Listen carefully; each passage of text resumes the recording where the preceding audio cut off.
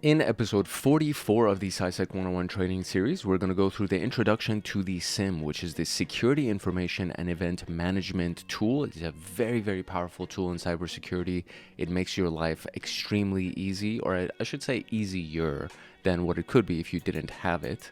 And this is all part of the Security Solutions module. So we've started a new module in our Cybersecurity 101 pathway of TryHackMe. And this is our outline. So we have obviously the introduction, we have the network visibility through SIM, log sources and log ingestion, why you should even use a SIM, analyzing logs and alerts. We also have a lab exercise, obviously, that we're going to be doing. And then we have the conclusion, final notes, and I'm going to give you a couple of extra pieces of information. And then that's basically it. And you are done for today or today's training series. So yeah, that's basically it. It's a good one. I'm really excited about this one. I love SIM tools. SIM tools really do make your life easier. Imagine if you saw the last video that we did on logs analysis. Imagine having to go through, millions of lines of log items and events and things like that without having a tool that can help you analyze those things and make sense of them and make it user-friendly. Even the most advanced security analysts that are extremely good at their job and they're really good at the command line, they also use SIMs because it just makes your life easier. And then if it makes your life easier, that means you can respond to incidents faster instead of having to sift and sort through things using the command line or various scripts that you would have to type up. So the SIM is kind of like the holy grail of security appliances that is available for defensive security. So we're not talking about offensive security. We're currently in the concept of defensive security and how to be a really good cybersecurity analyst.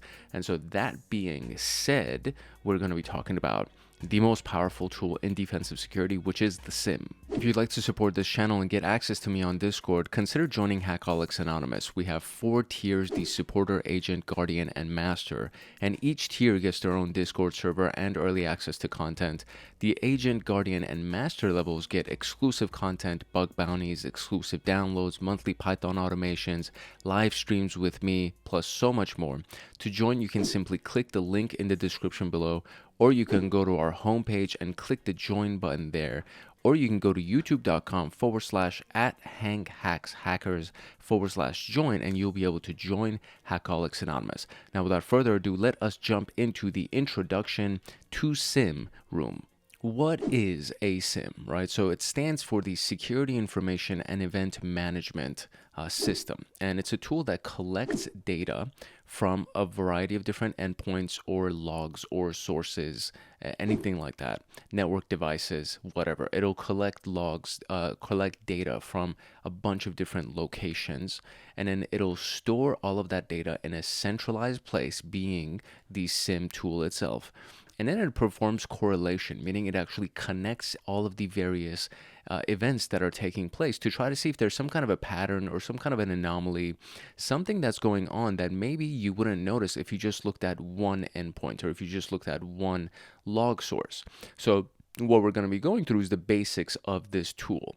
And our goal here, our objectives are to understand what it actually is and how it works, why we should even use it and why it's needed, what network visibility is, and what are the log sources and how log ingestion actually occurs and how it's done, and what the capabilities of a SIM are and what it actually provides to us as far as functionalities. We did talk about log sources in the last video, so the fundamentals of logging. And if you haven't seen that, I highly encourage you to watch that. It is a powerful video because it'll give you context as to why SIM tools are so useful. You'll actually see what a log looks like, and we'll go through the various ways that you can kind of analyze a log individually by itself.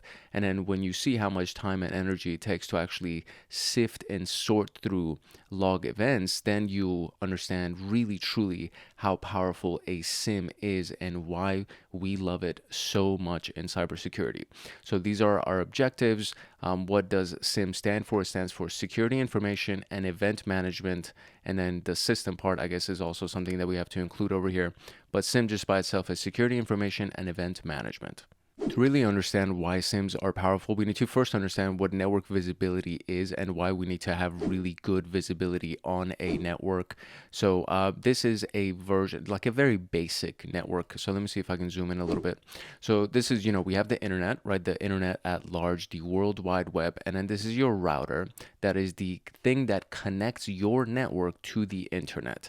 And inside of this specific network, there's a data server, there's a web server, there are, 50 Windows workstations, and there are 20 Linux workstations. So it's actually a pretty big environment, relatively big. I mean, it doesn't have thousands of endpoints, I understand, but it's relatively big. It's not a small office, especially if they have 70 different workstations and a data server and a web server. This is probably a few different I would say few different floors inside of a building, which means that they probably have a router and multiple switches. And so this would be one segment of the network. This would be another segment of the network. And then maybe even the web server and the data server have their own individual switches, maybe, or maybe at the very least they have one switch that breaks these things out, and then they have virtual LANs, meaning logical segmentations of their network, either or. But ultimately, I think they will have at least more than one router. But for simplicity, or at least they will have more than the router, and they will have a switch as well, including the router. But again, for simplicity, we're just going to look at it this way. So this is the visibility of your network, right? You get to see what is inside of the network. Now, as we know, each network component can have one or more log sources generating different logs.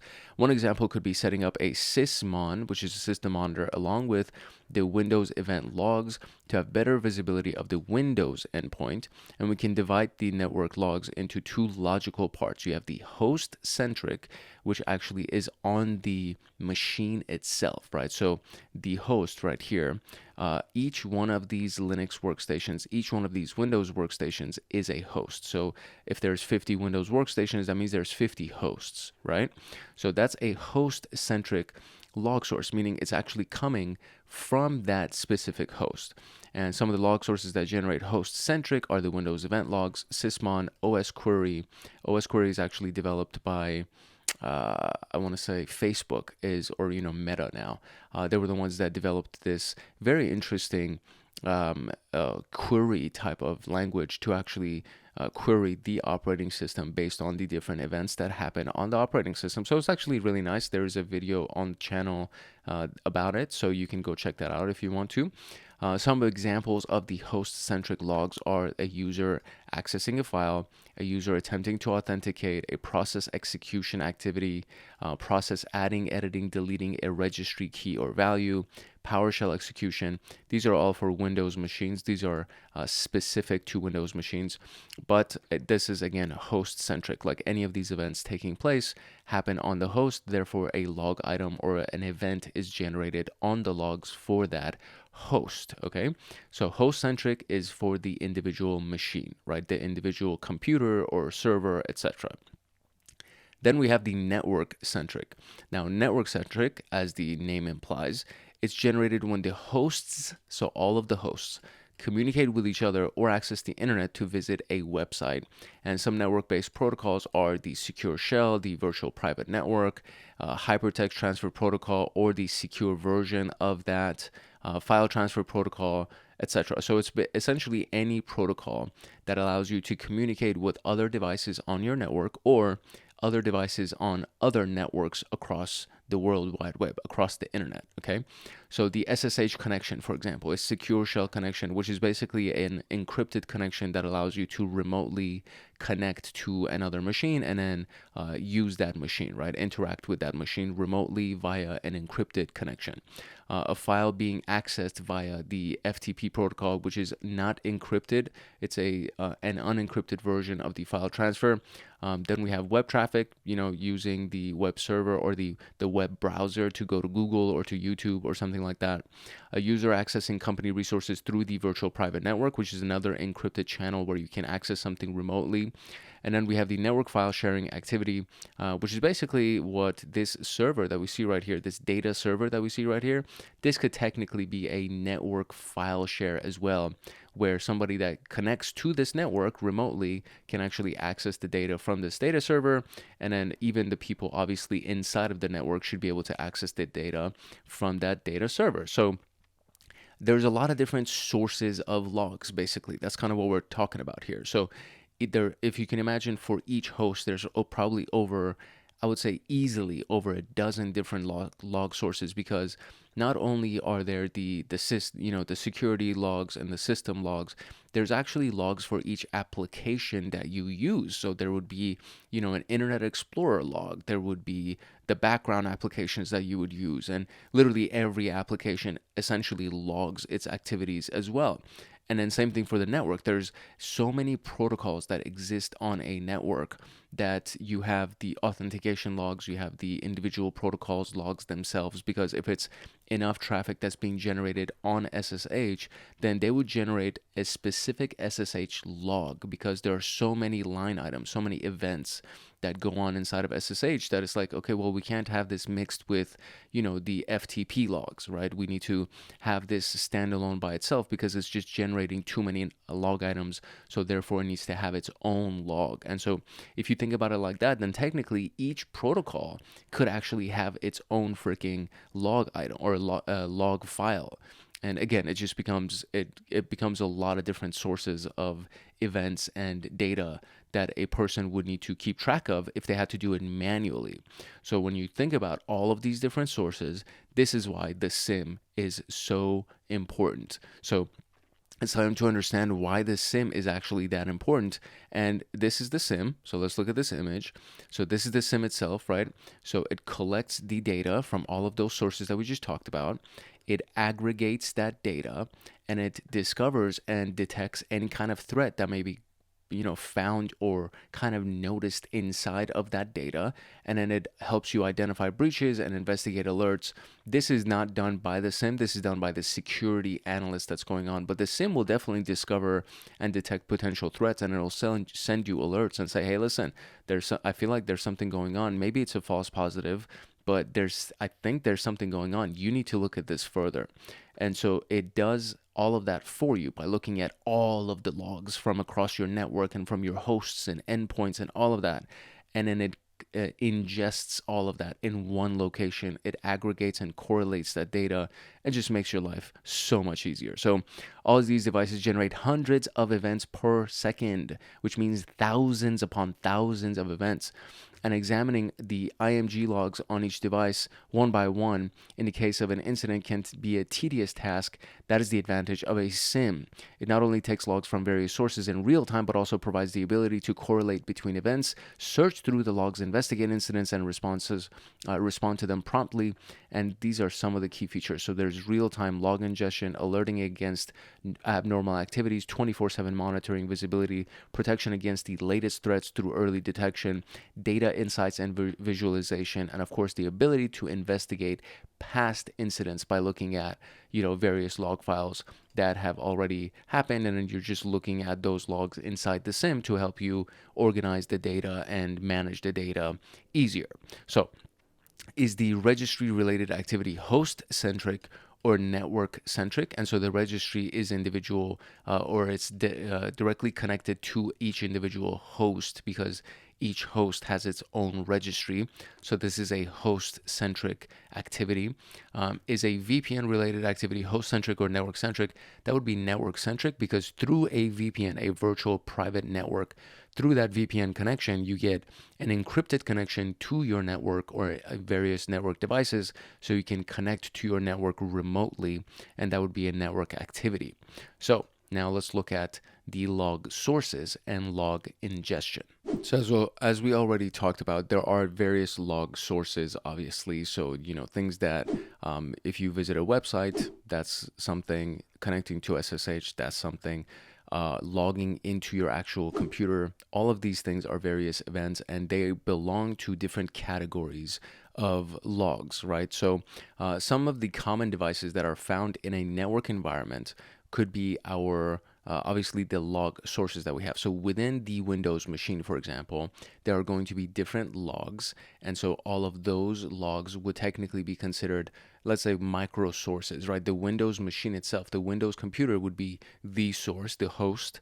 And then within that host, there would be a bunch of other sources of logs as well. So Windows records every event that can be viewed through the event viewer utility, and we did that in the last video, so go check it out if you haven't seen it already.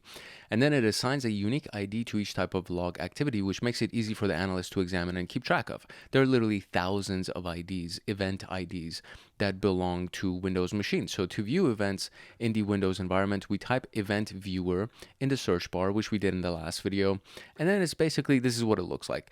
It's kind of, I mean, it's a graphical interface, but this doesn't do what a SIM would actually do, because a SIM also has a graphical interface. It's just that in this view, what you're seeing is that this entire list that you see, these are all of the application logs that are being generated, which is massive. There are so many freaking logs inside of just a Windows machine, right? And the same thing applies to everything that goes on inside of a Linux machine as well.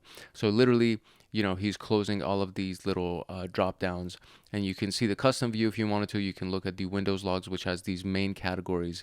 And if you click on the application log or the setup log or the security log, you can see all of these events that are generated inside of it, right? But then when you go specific to the applications, if you actually go do the drop down for the applications, there are so many freaking log sources that you can look at, because each application literally, so he clicks on Microsoft here, clicks on system, and then he opens up the Windows portion of it, and look at, I mean, these are all different log sources. This is kind of crazy to think about. So imagine if you had to do this manually, if you had to go through every single one of these things manually. It's insane.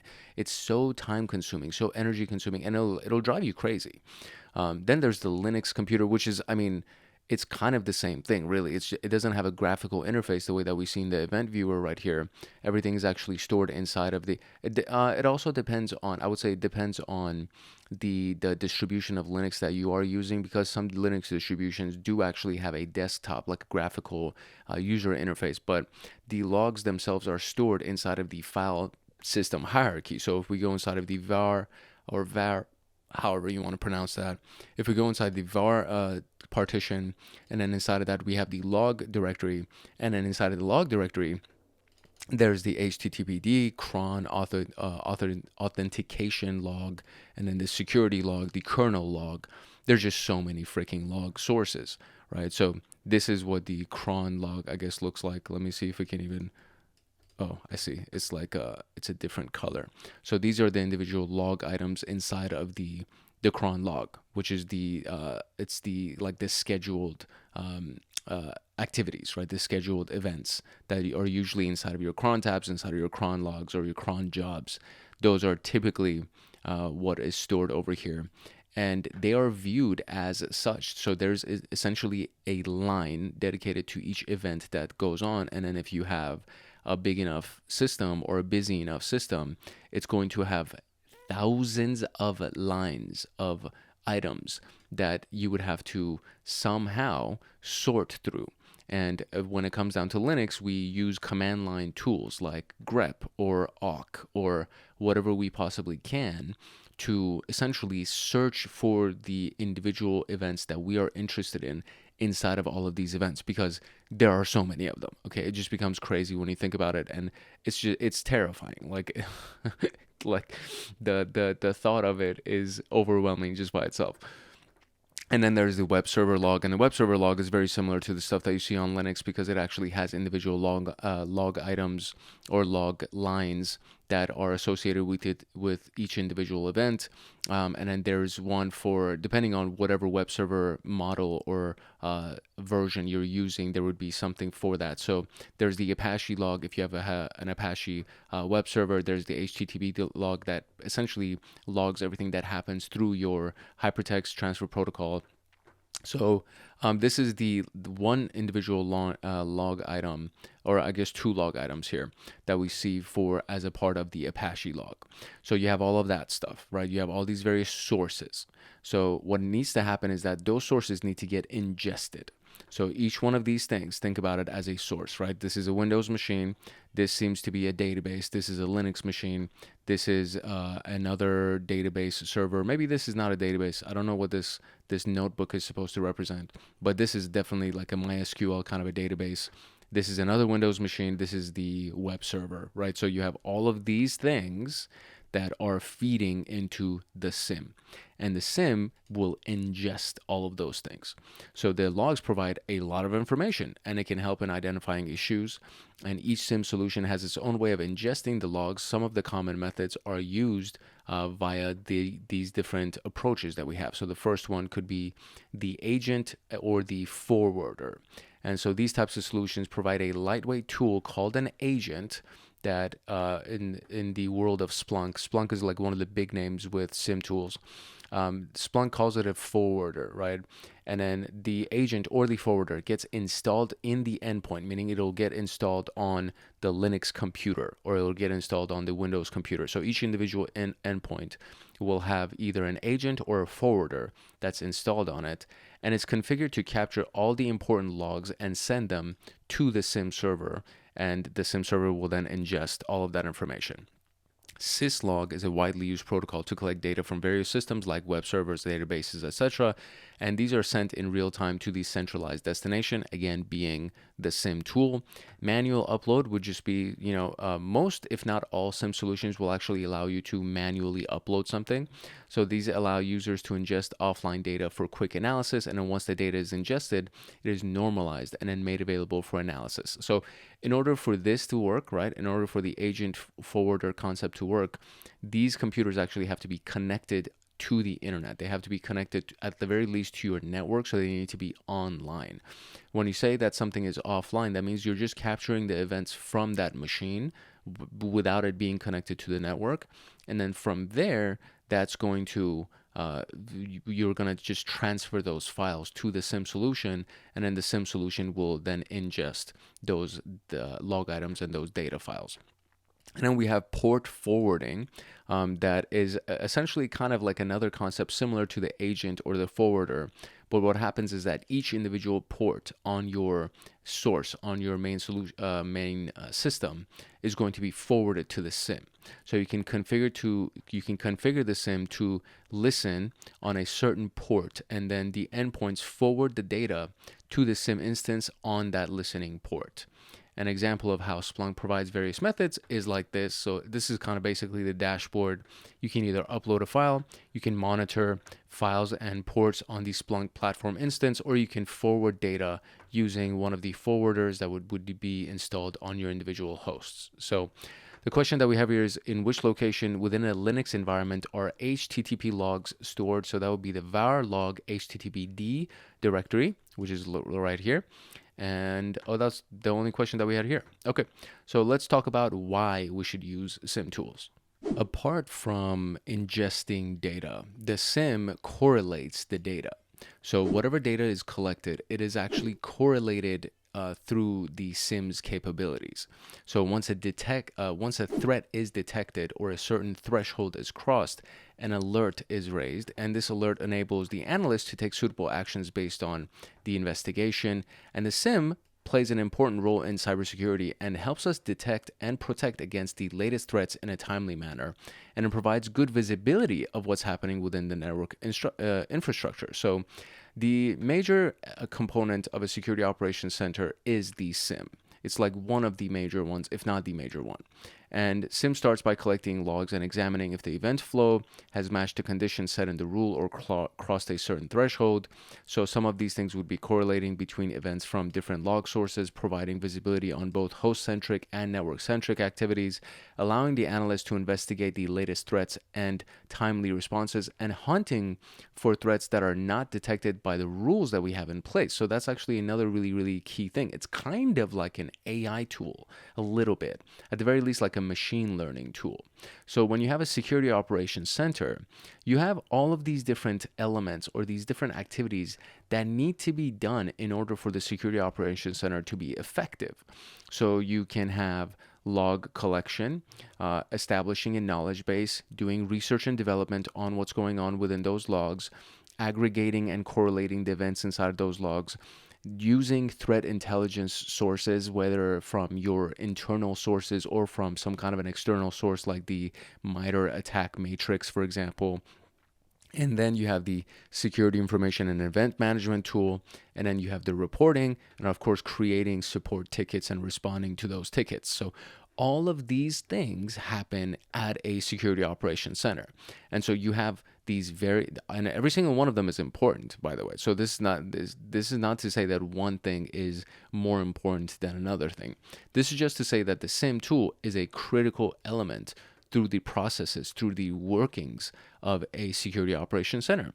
So the SOC analyst's responsibilities, which is you, right? You ultimately end up becoming the security operations center analyst that utilizes the SIM solution in order to have better visibility of what's happening within the network. And some of these things include monitoring, investigating, identifying false positives, which is when the SIM says, hey, I think there's something wrong. And then you look at it and you're like, oh no, that wasn't actually anything wrong. This guy just came back from vacation and he forgot his password. So he kept trying different passwords and it got locked out, right? So this wasn't an attack that somebody was trying to hack into a system. This was just somebody that literally forgot their password. So tuning rules which are causing the noise or false positives. So after something like that happens, you need to adjust the optimization of the SIM tool so that you don't get as many false positives or noise that will make your output, your data busy, and then now you're stuck trying to analyze all the nonsense stuff when real damage might potentially be happening and you're missing that stuff because there's just too much noise. And then there's reporting and compliance, identifying blind spots in the network visibility and covering them. These are all of the responsibilities of the SOC analyst, okay? So your SIM tool will actually allow you to have better visibility as a SOC analyst, and it'll allow you to do all of these things more efficiently and effectively. So the question that we have here, oh, it's not even a question, it just says read it. So we just read it. So congratulations. We did great here.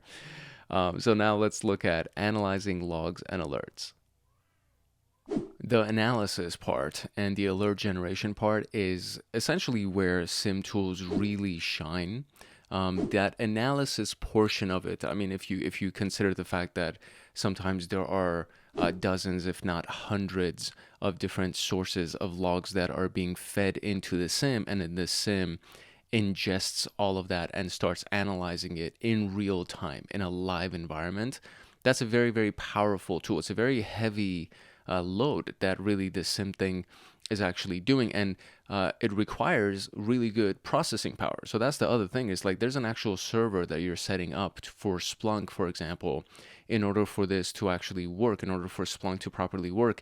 And Splunk needs really strong CPUs and GPUs and all of those things, RAM, all of that is very, very necessary for Splunk to work efficiently in a real-time environment and work quickly, right? So once all of those logs are ingested and the SIM looks for unwanted behavior or any kind of suspicious pattern within those logs, with the help of conditions that are set in the rules that we create as analysts. And if the condition is met, a rule is triggered and the incident is investigated. The dashboard of your SIM tool is where a lot of the data, a lot of the highlights, I guess, kind of like the overview snapshots of the data is presented to the analyst. And you can customize your dashboard to actually get any kind of data that you think is relevant. And this is one of the most important components of the SIM because it makes literally it ingests all of these freaking data sources, like millions and millions of events that are taking place, and it just puts them in a really nice, cool dashboard with cool little graphs and all these different things so that you can analyze the data, right? And after it's been normalized and ingested, and normalization really means that it's making it human readable and understandable, and it's taking all of the various data points of each event, because each event has data points, right? So it has the source IP address, destination IP address, the timestamp, and any other data that might be relevant for that event, it'll ingest all of those individual data points and it'll categorize them, and it says these are all of the source IP addresses and these are all of the destination IP addresses. These are all of the timestamps, like the range of event times that is taking place for this thing. These are all the commands that were executed, etc. So it normalizes all of that data after it's been obviously ingested, right? And then so the summary of these analyses is presented in the form of actionable insights with the help of multiple dashboards. And each solution, each SIM solution, comes with some default dashboards and provides an option for custom dashboard creation. And some of the information that can be found in a dashboard are the highlights of your alerts, system notifications, health alert, list of failed login attempts, events ingested, count, rules that have been triggered, top domains that were been visited. And this is what an example dashboard in QRadar looks like. So QRadar is from IBM, a very powerful source, and QRadar is used by a lot of different organizations as well. And this is literally what a dashboard looks like. It actually has the list of the system notifications that we have over here. We have the inbound traffic by configuration or total bytes, essentially, that has been done right here, or not configuration, excuse me, country or region. My brain went somewhere else. So the inbound traffic by country or region, and it's the total amount of bytes that each country or region is presenting and processing. We have the top applications and the total bytes for each one of those applications. So, you have your web, your miscellaneous domains, ICMP destination, etc. And then you have the DSCP precedence total bytes that is available over here. And can I go lower than this? I feel like I can't see the lower piece right here for the legend to actually be processed. And then the top services denied through firewalls, which there's nothing here, which is great. Outbound traffic by country or region. And then we can see the amount of traffic that's leaving the networks that are configured for this specific organization. And this is on the dashboard, right? So this is a one shot, like in one screen, you get to see what you can do. And then you can create a new dashboard over here. You can rename your dashboard. You can delete a dashboard. You can add an item to your dashboard and just organize it. You would click on this and then you would drag and drop that piece right here to a different location if you needed to, just to make it as simple for you as possible. So in this drop down that you see right here, this is the application overview.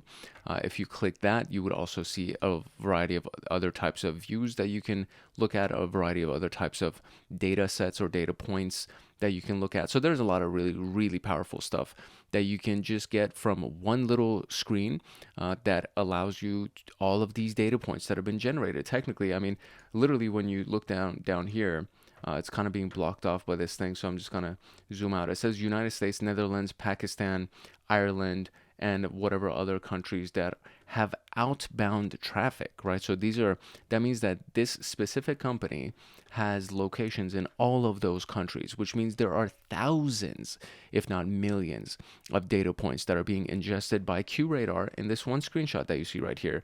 And then from here, it's actually just processing that data for you and then presenting it in this beautiful little manner. So over here, we see that the total bytes, or at this specific 1:30 a.m. Portion, the total bytes have exceeded 40 million bytes. That's a lot of bytes, believe it or not, right? So again, a lot of really, really useful information. Correlation rules play an important role in the timely detection of threats following analysis, or allowing analysis to take action on time, so immediately, ideally. Correlation rules are pretty much logical expressions that are to be triggered when something happens. So a few examples of this could be if a user gets failed login attempts, or 5 failed login attempts in 10 seconds, it raises an alert for multiple failed login attempts. Because if they do 5 failed login attempts in 2 minutes or in 5 minutes, it's like, okay, maybe it's a human being that's sitting there and they're trying to think about all the different passwords that they have. If it's in 10 seconds, that means there's some kind of an automation tool that's being used to try to brute force a login. Typically, that's what the rule implies, right? So if a user gets 5 failed login attempts, you need to raise an alert for multiple failed login attempts. If a login is successful after multiple failed login attempts, raise an alert for successful login after multiple login attempts. A rule is set to alert every time a user plugs in a USB, and it's useful if the USB is restricted as per the company policy, right? So if the company policy says you cannot insert any kind of a USB into our computers, and then somebody actually plugs in a USB, that is an alert.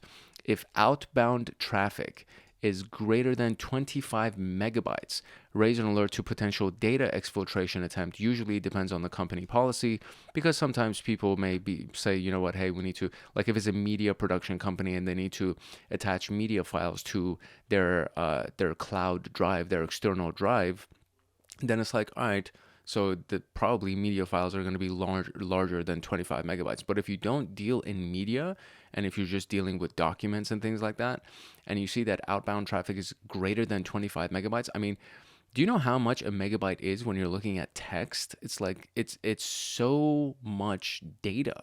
If it's just text, that means there's something going on. There's a lot of data that's being extracted, and we need to figure out why this data is being extracted. So correlation rules are created in a variety of different ways by a variety of different methods and people and scenarios.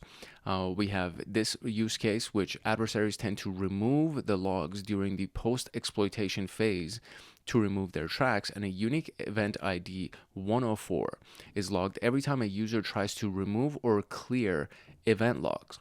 So you can create a rule based on this activity, and you can do it by using the event ID. So if the log source is Windows event log and the event ID is 104, then you trigger an alert saying event log has been cleared. So this is the rule, right? If the logs are, now obviously it doesn't read like this. It's not if the log source is this.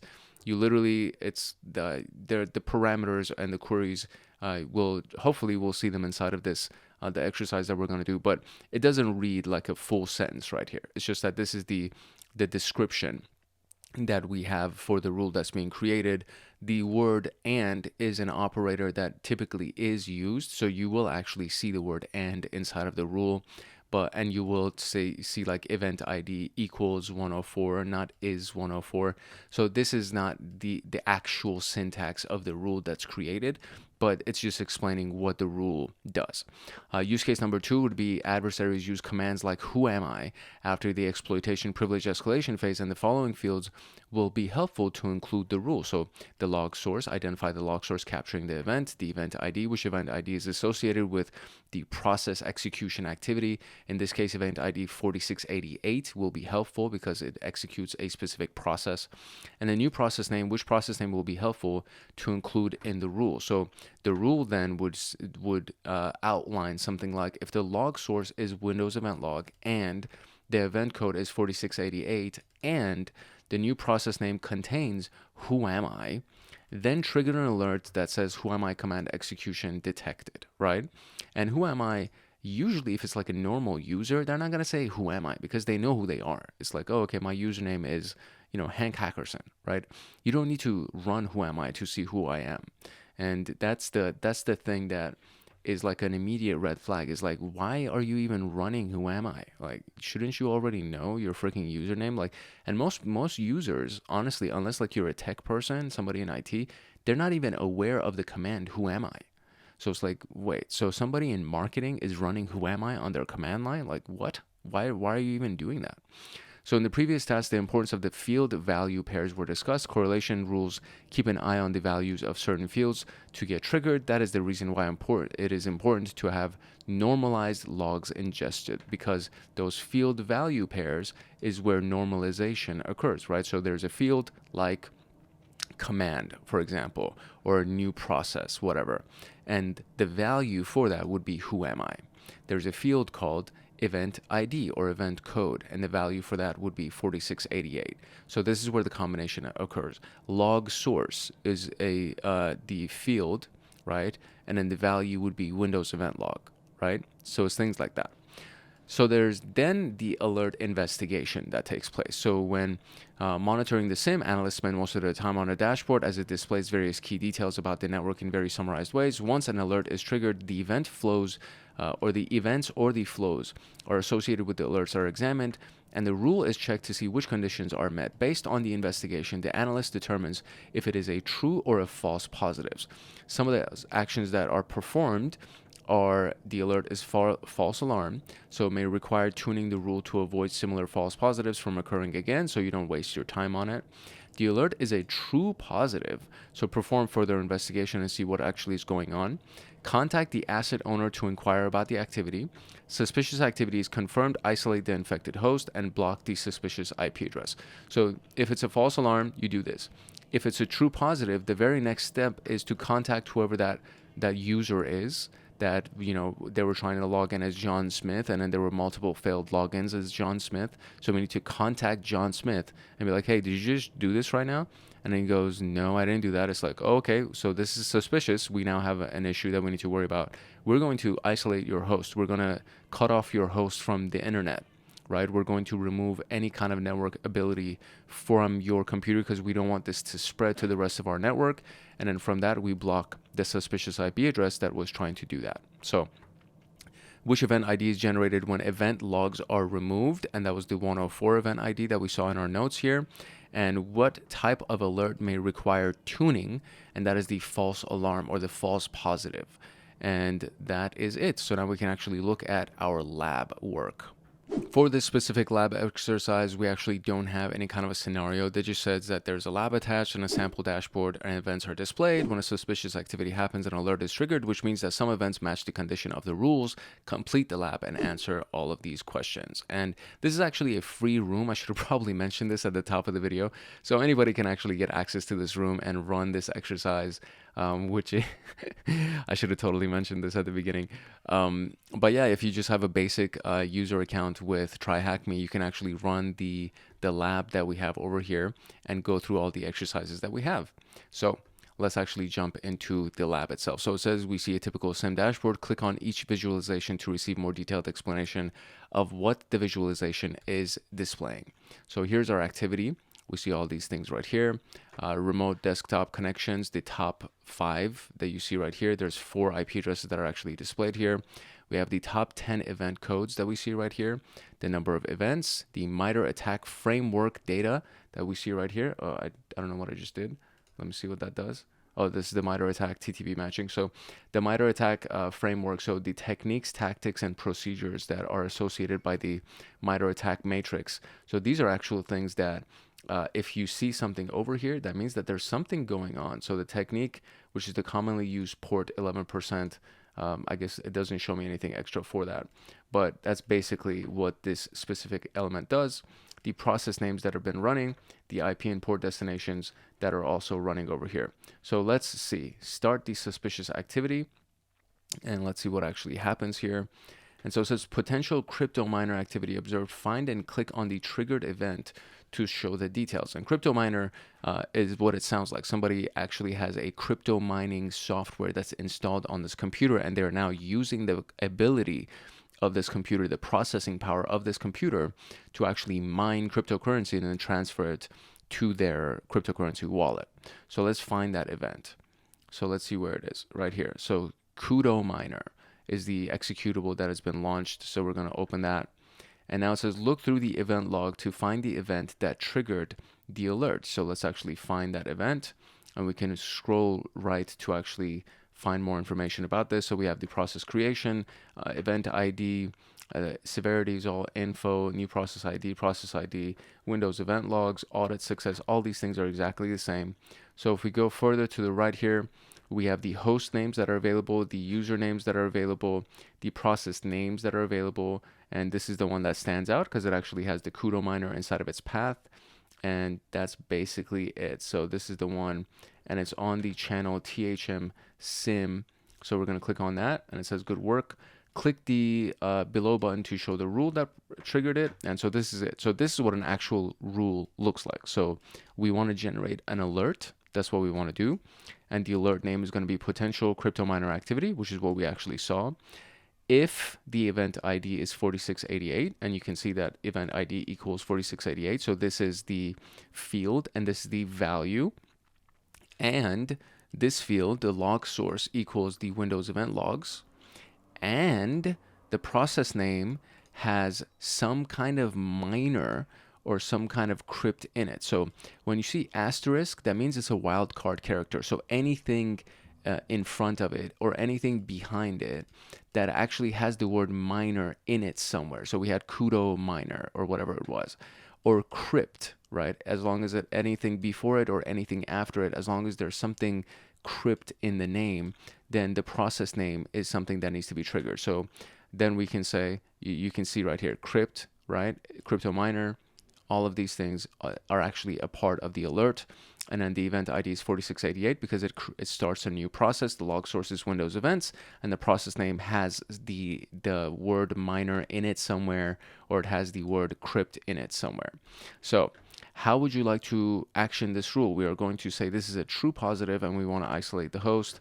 And that is our flag for this exercise. So let's look at the exercises here, right? So click on start suspicious. Which process caused the alert? That was the kudo minor executable. And we can see that minor is in the name of the executable.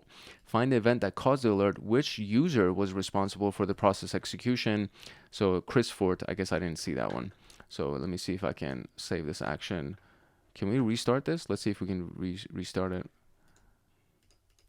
I guess I can't restart it, but Chris Fort was the username. I'll just refresh the page and then we can probably find it that way. I just want to see where that information was, just in case you need to be able to find it for yourself. So we're going to do view site one more time, and then we're going to go over here. We're going to start activity, and then we're going to click on where is it? So there we go, start suspicious activity, and it's going to be found down here. So kudo minor, there we go. Excellent. So there we go. We're going to move forward here. And you saw that it's a potential crypto miner, right? You saw that right there. So then we clicked on start the activity, or let me do this one more time. And there we go. Okay, so let's look through this and try to find it. So this is the event that was over here that actually has the kudo miner executable. And this is the user. So the username is Chris Fort that we see right there. So there we go. We got Chris Fort. What is the host name of this suspected user? So if we go over here, the host name, which is the computer that has been assigned to him, is the HR02. So this is actually one of the HR computers that was assigned, and that's one of the hosts. And so what do we have here? Examine the rule in suspicious process. Which term matched the rule that caused the alert? And so we had the rule that said if there's something called minor, right? So if there was an actual minor or crypt inside of it, and inside of that specific name, the kudo minor had the term minor in it. Therefore, that is why the rule was actually triggered. And then so what is the best option that represents it? Choose the following. It is actually a true positive, as we saw. And then selecting the right action will display the flag, which is what we saw right here. So this is very, very, very powerful. If you go through the last video that we did, then you will see just how easy a sim makes our job for detecting something that's going on, because the sim gave us the alert right on the screen and say, hey, listen, it was flashing red, right? It's like, hey, this is an event of note, click on this event. And then you start analyzing the event a little bit and you see, oh, you know what, this actually has been triggered by this rule. And we look at it a little bit further and you say, oh, nope, this is actually a true positive. And then you go ahead and flag it as a true positive, and then you block whatever the IP address was that are trying to access Chris Fort's computer, so it makes your life extremely easy. And this is the end of this particular video. There's multiple other rooms and videos that have been dedicated to this, and I actually have all of these videos on the channel, so you can go look at the Junior SOC Analyst or the Splunk one, or not. It's not called Splunk 101 or Splunk 102, but if you search for Splunk, you'll actually be able to find those videos. There's also the benign video. All of these things are actually on the channel. So if you're interested in learning more about using various SIM tools, then I highly recommend you go check it out. There's a lot of stuff. It's the SOC 1 or the SOC Level 1 playlist that houses all of these different videos. And again, they're just super useful. If you plan on being in cybersecurity, this would be kind of the next thing that you would do. So if you want to finish the CySec101 playlist first, because we still do have several other modules for security solutions and the rest of this specific pathway, if you want to do that first, you're more than welcome to do that first. But if you want to kind of go do some independent studying outside of the CySec101 playlist, then you can absolutely go ahead and do that as well, and you'll be able to get access to that information. So that is it for our video today. Let me give you some final notes and we'll be out of here. If you'd like to get more from this channel, I encourage you to like, subscribe, and turn on that notification bell so that you get notified the next time that a video comes out, especially in the CySec101 pathway. We also have the AI for cybersecurity that's coming out. We have Network Plus that's coming out. So all of these things are going to be available within a short period of time, and you want to get notified when those videos come out. You can also drop a comment and ask a question if you have anything along those lines, and if you just want to say hi, you can do all that as well. But definitely make sure that you like, subscribe, and turn on that notification bell so that you get notified the next time that a video comes out on the channel. If you'd like to support this channel and get access to me on Discord, consider joining Hackaholics Anonymous. We have 4 tiers: the Supporter, Agent, Guardian, and Master, and each tier gets their own Discord server and early access to content. The Agent, Guardian, and Master levels get exclusive content, Python automations, exclusive downloads, bug bounties, live streams with me every single month, plus so much more. And to join, you can simply click the link in the description below, or you can go to our homepage and click the join button there, or you can go to youtube.com/@HankHacksHackers/join, and you'll be able to join Hackaholics Anonymous. I hope I see you in the Discord chats and the Discord servers. If not, I hope I see you in the comment section, and that's it. So boy, Hank Hackerson at Hank Hacks Hackers, your favorite network and system attacker/protector. If no one else loves you, Hank loves you. Love, peace, and chicken grease, and I'll see you in the next video. Later. In episode 45 of the CySec101 training series, we are going to go through the fundamentals of a firewall. And the firewall is the first line of defense inside of any network or in any computer. And this is a part of the Security Solutions module, which is a part of the Cybersecurity 101 pathway of TryHackMe. And inside of this video, we're going to go through these topics. We have what is the purpose of a firewall, the various types of firewalls, the rules in firewalls, the Windows Defender firewall, which is actually an exercise that we're going to run. It actually has a virtual machine that's attached to it. And then the Linux IP tables firewall, which we actually did cover in depth inside of the Linux Plus training series. So you can actually go find that playlist, and it's a pretty popular playlist. So you can find the IP tables firewall and the various commands to run it, to create rules for it, so on and so forth. And so this is it. This is the video that we're going to be covering today, and I'm excited about it because this is a very important tool, and I think you're going to get a lot out of it, especially if you've never seen firewalls before and if you've never used firewalls or anything like that. So I think this is going to be a good one. I'm excited to share it with you.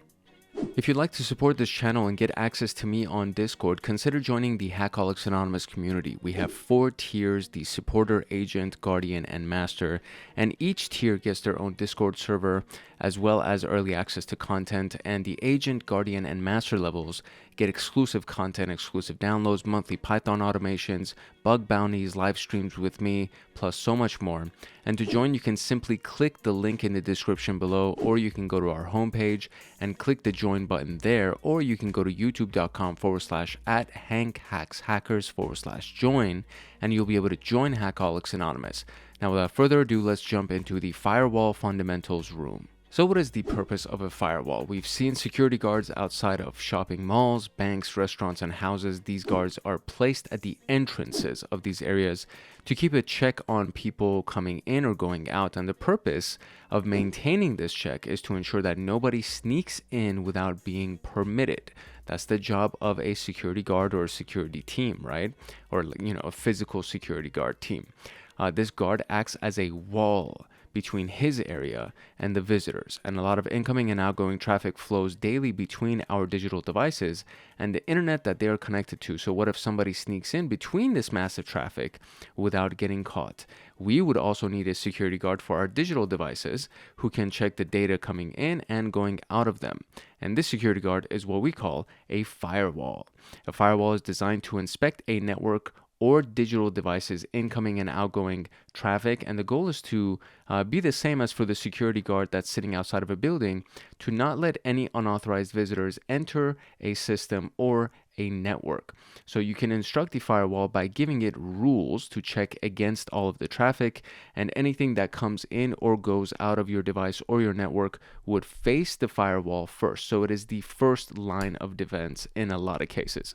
And so the firewall will allow or deny that traffic based on the maintained rules that it has. And most firewalls today go beyond rule-based features and filtering, and they offer extra functionalities to protect your device or your network from the outside world. And we're going to talk about these when we actually talk about the various types of firewalls. And we have this wonderful image. I love images. They take everything that I just said and basically put it into one memorable visual. So what you can see is you have the wall that's on fire. I wonder where that name even came from. Like, what is the firewall? Well, I think it's like the wall that's under fire. Maybe that's what it means. Like, it's under attack. So it's if something is under fire, that means there's like a constant flow of attack happening against it. Maybe that's what it is. So we have unwanted traffic that's trying to get into the network right here. And then we have the traffic that's leaving the network, and obviously that goes through the firewall and it's allowed to leave. And then you have all the unwanted traffic coming from this cloud, from this ether, from the internet that's trying to get in, and it's being blocked by the firewall. So the objectives here are the learning about the different types of firewalls, the firewall rules and the components of a rule, the hands-on Windows built-in firewall, and of course the hands-on Linux built-in firewall, also known as IP tables. So you do need a basic understanding of networking. If you have not seen the networking videos, or if you haven't gone through the networking concepts video that we did, or recently we just came out with Network Plus. So if you haven't gone through the Network Plus playlist that I just uploaded this last week, I highly recommend you go through that, because you do need a good understanding of networking. Not really crazy stuff, because we're not going to be going really into like really the weeds of it or the deep end of it, but it's good enough to know. It's good always to know about networking, because everything that has to do with cybersecurity also has a layer of networking in everything that we do. So it's always good to know those things. So which security solution inspects the incoming and outgoing traffic? And of course, we're talking about firewalls. So firewall is the answer here. All right, let's go to the types of firewalls. So when companies and organizations found out that firewalls can actually filter harmful traffic from their systems and networks, firewalls became super popular and very common. And it's pretty much, it's a foregone conclusion. I feel like every organization, I can't imagine an organization that doesn't have one. I mean, like, most computers come pre-installed with a firewall, and the firewall is always turned on and trying to detect malicious traffic anyway. So like, I just can't imagine that a firewall would not exist in an environment. It would be really rare, like really, really rare to find something that doesn't have a firewall in it. Or like a network that doesn't have a firewall. It doesn't sound right. There are different types of firewalls that were introduced after the very first one, and each of them serve a unique purpose. And it's also important to note that different types of firewalls work on different OSI model layers. So this is the networking element that comes in. So we have 7 layers of the OSI model, and each layer technically could have a certain type of firewall that's associated with it. There are many types of firewalls. The main ones are the stateless, stateful, next generation, and then proxy firewalls. So these are the 4 main categories of firewalls that we're going to cover, and these are the 4 main categories of firewalls that you will most likely run across. And there you most likely have something like this, or a combination of these things that actually is pre-installed on your machine that you don't even know about, that is just running in the background and protecting you. So firewalls are, again, very important, and these are the 4 types. So stateless, and this is the type of firewall that runs on layer 3 and layer 4. So layer 3 would be our network layer, layer 4 would be the transport layer of the OSI model, and they work solely by filtering the data based on predetermined rules without taking note of the state of the previous connections. This means that it'll match every packet with the rules, regardless of whether it's part of the legitimate connection. So it maintains no information on the state of the previous connections to make decisions for future packets. Due Due to this, these firewalls can process the packets quickly. However, they can't apply complex policies to the data based on their relationship with previous connections. Suppose the firewall denies a few packets from a single source based on its rules. Ideally, it should drop all future packets from the source because the previous packets could not comply with the firewall rules. However, the firewall keeps forgetting this, and future packets from the source will be treated as new matched by the rules again. So this is strictly rule-based. So if you want to think about stateless, you can think just a rule-based firewall. It doesn't have context or it doesn't understand previous connections, memories of any previous activities or anything like that. It's just based on rules. And it's, think about it like this, right? You have the guard that's sitting at the front of the building and you've shown him your ID, right? And you show him your ID every single day that you go to work. And by month 1, he's seen you every single day. He knows you by name. He knows exactly who you are, what department you work, all of that. But every single time you show up, he's like, I got to see your ID or I can't let you in. I got to see your ID or I can't let you in. I got to see your ID or I can't let you in. That's kind of what it's like. It's so rule-based that it doesn't remember any of the context of previous connections or any kind of a relationship with the traffic that's going in or out, right? So it's just rule-based. Stateless doesn't remember the state of previous connections. It's stateless. It's just rule-based. Stateful, however, is the type of firewall that goes beyond filtering packets by the predetermined rules. So it also keeps track of previous connections and stores them in a state table. And this adds another layer of security by inspecting the packets based on their history with connections. Stateful firewalls operate at layer 3 and layer 4 of the OSI model, like the stateless. And suppose the firewall accepts a few packets from a source address based on its rules. In that case, it will take note of this connection when it's stated table or in its stated table and allow all the future packets for this connection to automatically get allowed without inspecting each of them. So think about the security guard example. After seeing you for a month or two, now he recognizes you and he'll let you go in, right?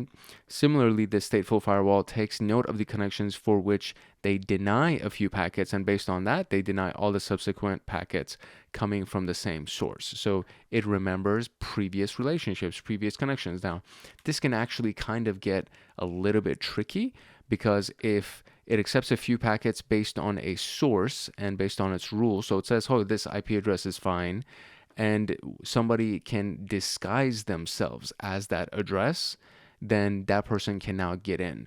So it's like somebody wearing a mask that looks identical to you, pretending to be you, and walks in and they're like, oh shit, I forgot my IP or my ID, excuse me. And the guard's like, oh, don't worry about it. I know you, Mrs. Johnson. You know what I'm saying? And that can get a little bit tricky. And of course, we need something that can take care of that can address that as well. Then the next one is going to be the proxy firewall. So the problem with all of these is that their inability to inspect the contents of a packet. So proxy firewalls or application level gateways act as an intermediary between the private network and the internet, and they operate on the OSI model's layer 7. So layer 7 has to do with the application, right? So this is an application level gateway. So this specific type of firewall operates on layer 7.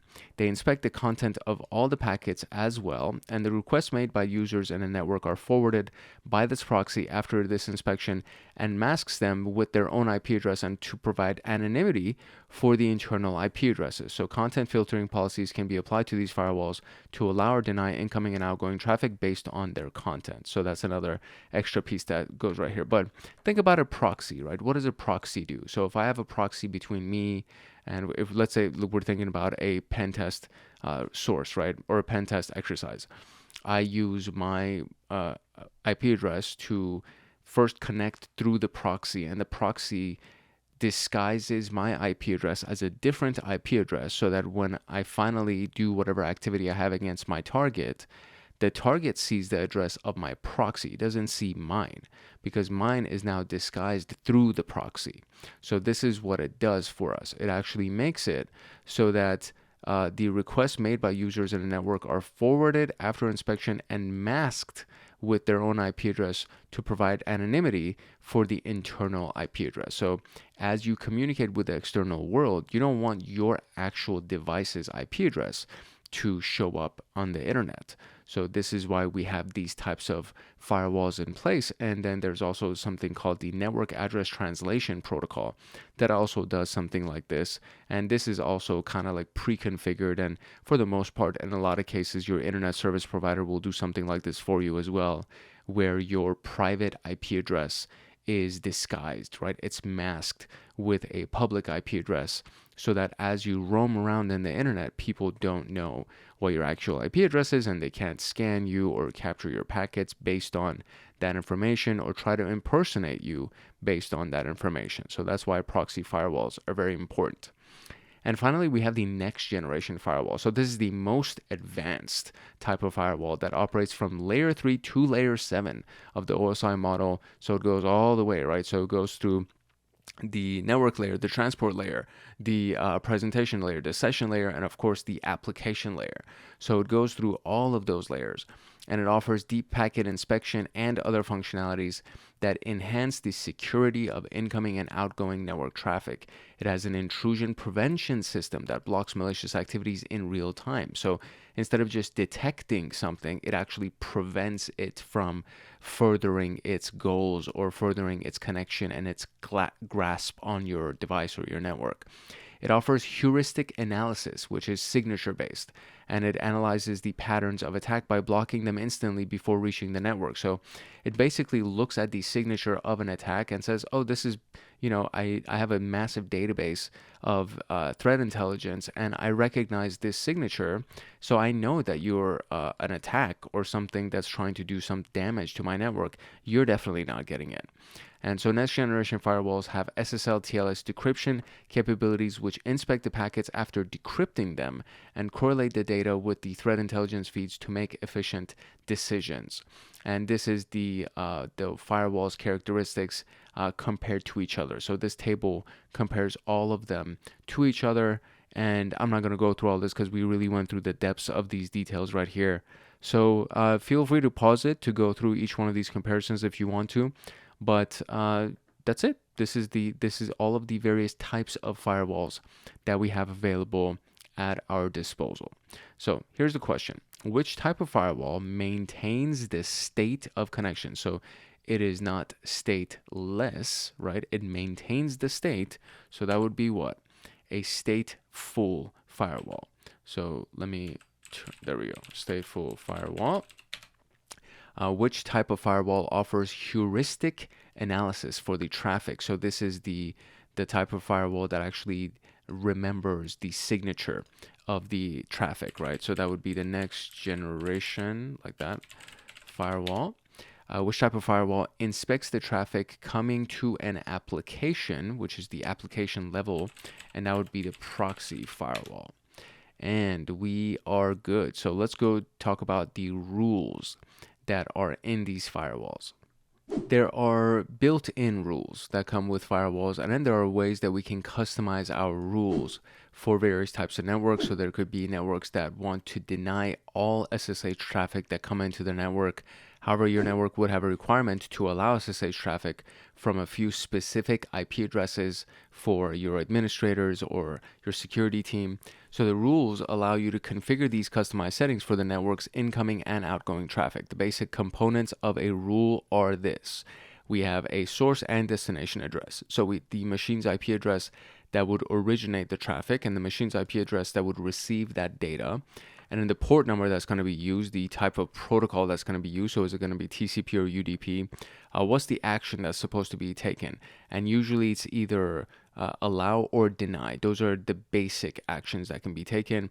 Sometimes there is drop, meaning drop the connection. Sometimes it could be block, to actually block that IP address, add them to your block list. And then the direction, which defines the rule's applicability to incoming or outgoing. So you could have a direction being any, so meaning from any direction, either incoming or outgoing, I want you to block this specific IP address. So whether it's the source address or the destination address, I don't care. Or you could say, any source address or any destination address from any direction, I need you to block it if it's trying to access port number 22, right, which is SSH, right? That could be it. So you're going to do that, and then you would create something called an explicit allowance. So you're explicitly going to say, I'm going to allow this one IP address to access my SSH port. Apart from that, all access to this port is denied. Okay, automatically every single other IP address is denied with the exception of this one address. So technically you're creating two rules. One of them is going to be deny everything, and then the second rule is going to be allow this one IP address, right? So the types of actions that you could take, it could be allow. So the allow action indicates that the particular traffic defined inside the rule would be permitted. So an action to allow all outgoing traffic from our network on port 80, basically used to access the internet because HTTP traffic goes on port 80. So you're going to allow anything from this subnet. So we have 192.168.1 is our network, and then this 0 represents the hosts on our network. So it could be 100 different computers that we have, or whatever, 100 different IP addresses. So anything from this subnet can reach any destination using the TCP protocol on port 80, and it's going out. So that's allowed. So all these computers can access the internet, right? A deny rule means that the traffic defined inside the rule would be blocked and not permitted, and they're fundamental for the security team to deny specific traffic coming from malicious IP addresses and create more rules to reduce threat surface of the network. So now we're creating a rule to deny all the traffic on port 22, which is used to secure shell, to securely remotely connect to a computer. So we're going to deny from any IP address to this subnet TCP port 22, which is inbound traffic. This is the rule, right? So notice, this is the same subnet that is the source, and the destination would be any, and then on port 80, it's allowed. As far as the source, meaning any other IP address that's outside of us, if it's the source of the traffic is from those IP addresses and it's coming into our subnet, the destination is our subnet, and they want to come through port 22, we are not allowing them. The inbound traffic on that is not allowed. Forward redirects the traffic to a different network segment using the forwarding rules, and this applies to firewalls that actually provide routing functionality and act as a gateway between different network segments. So it's essentially a firewall and a router, so that traffic comes in and then it'll route it to different parts of your network. So we want to forward all incoming traffic on port 80 to the web server of 192.168.1.8, right? So it's still our subnet, and then we have this specific IP address dedicated to the web server. So forward any source to this IP address on port 80 that's inbound, right? So any incoming traffic, it doesn't matter what source is coming from, it's going to go to that web server if it's coming on port 80. The directionality of rules, which is basically the direction that it's going. So is it incoming or outgoing, right? That's basically all you need to know. And the image is, it's this one's kind of easy to understand, right? So if the traffic is coming from the internet and it's coming to your network, it is inbound. It is incoming traffic. If it's leaving your network and it's going to the internet, that is outgoing traffic. And so this traffic would be filtered through the firewall in either direction, right? So if it's coming from the internet, the firewall is going to filter it, and based on its rules, it's going to allow a certain type of traffic to reach your network.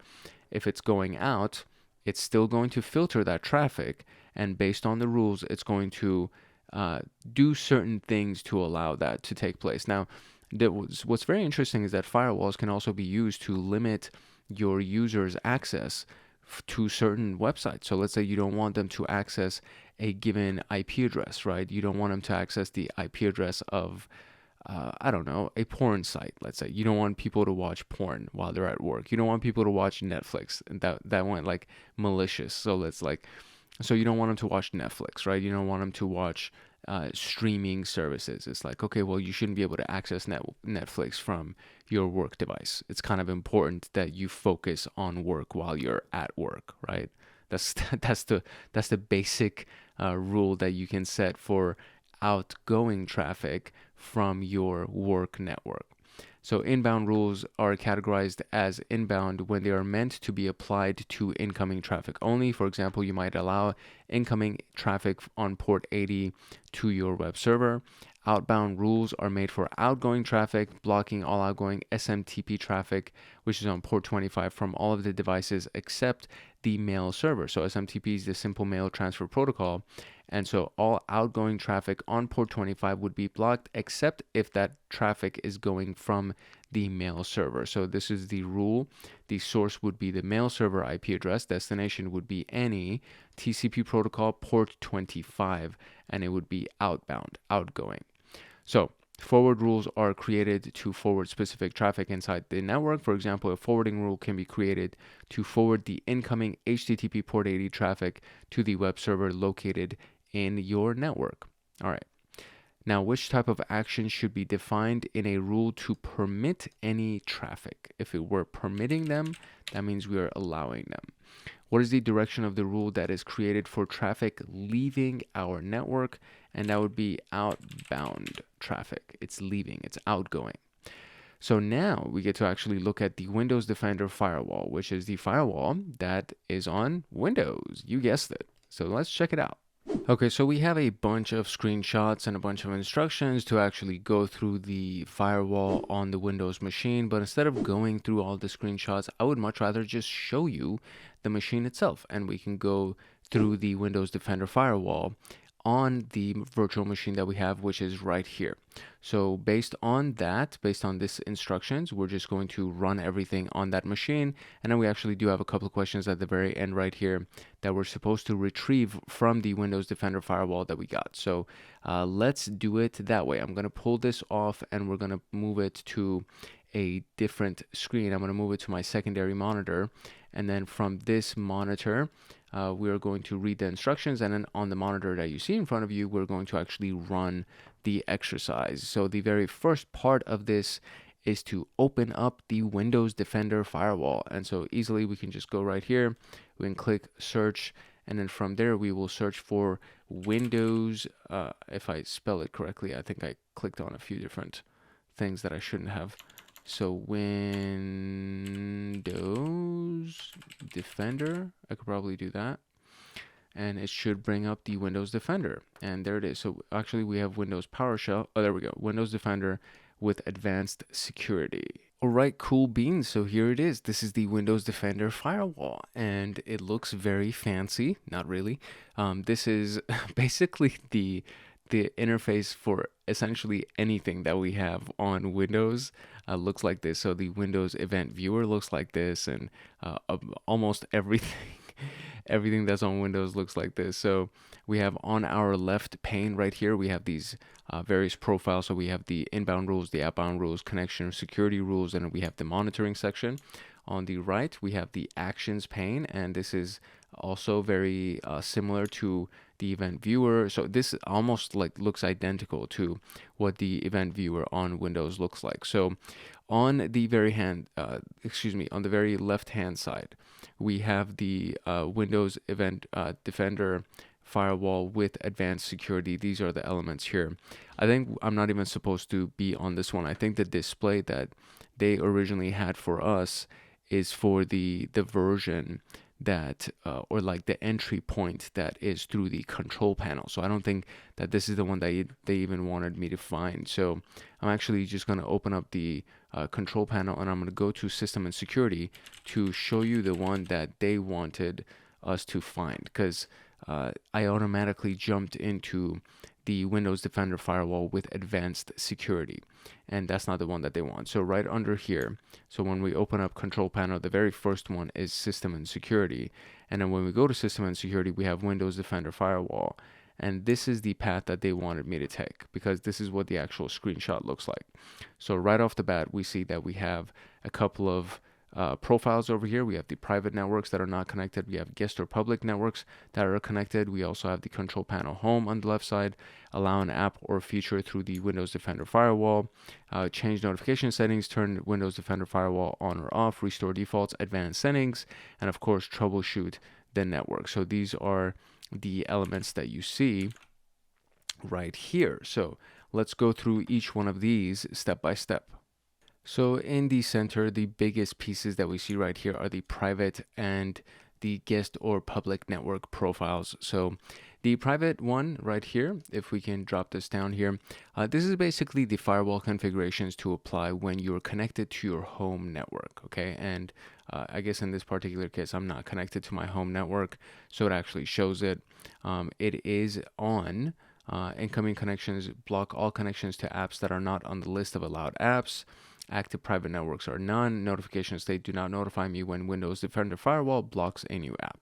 So that is the private network, and this is again configurations that you want to connect to your home network.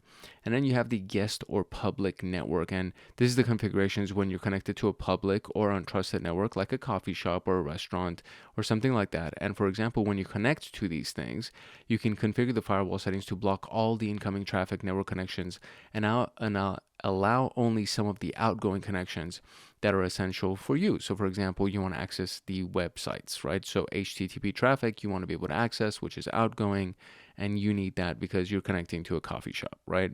That kind of stuff. But anything that's incoming, you want to block, right? So in this particular case, this is also on for us, and we've blocked all the connections that are not on the list of allowed apps. Public network would be network 2. Notifications state do not notify me when Windows Defender blocks these things, right? You can change your notification settings.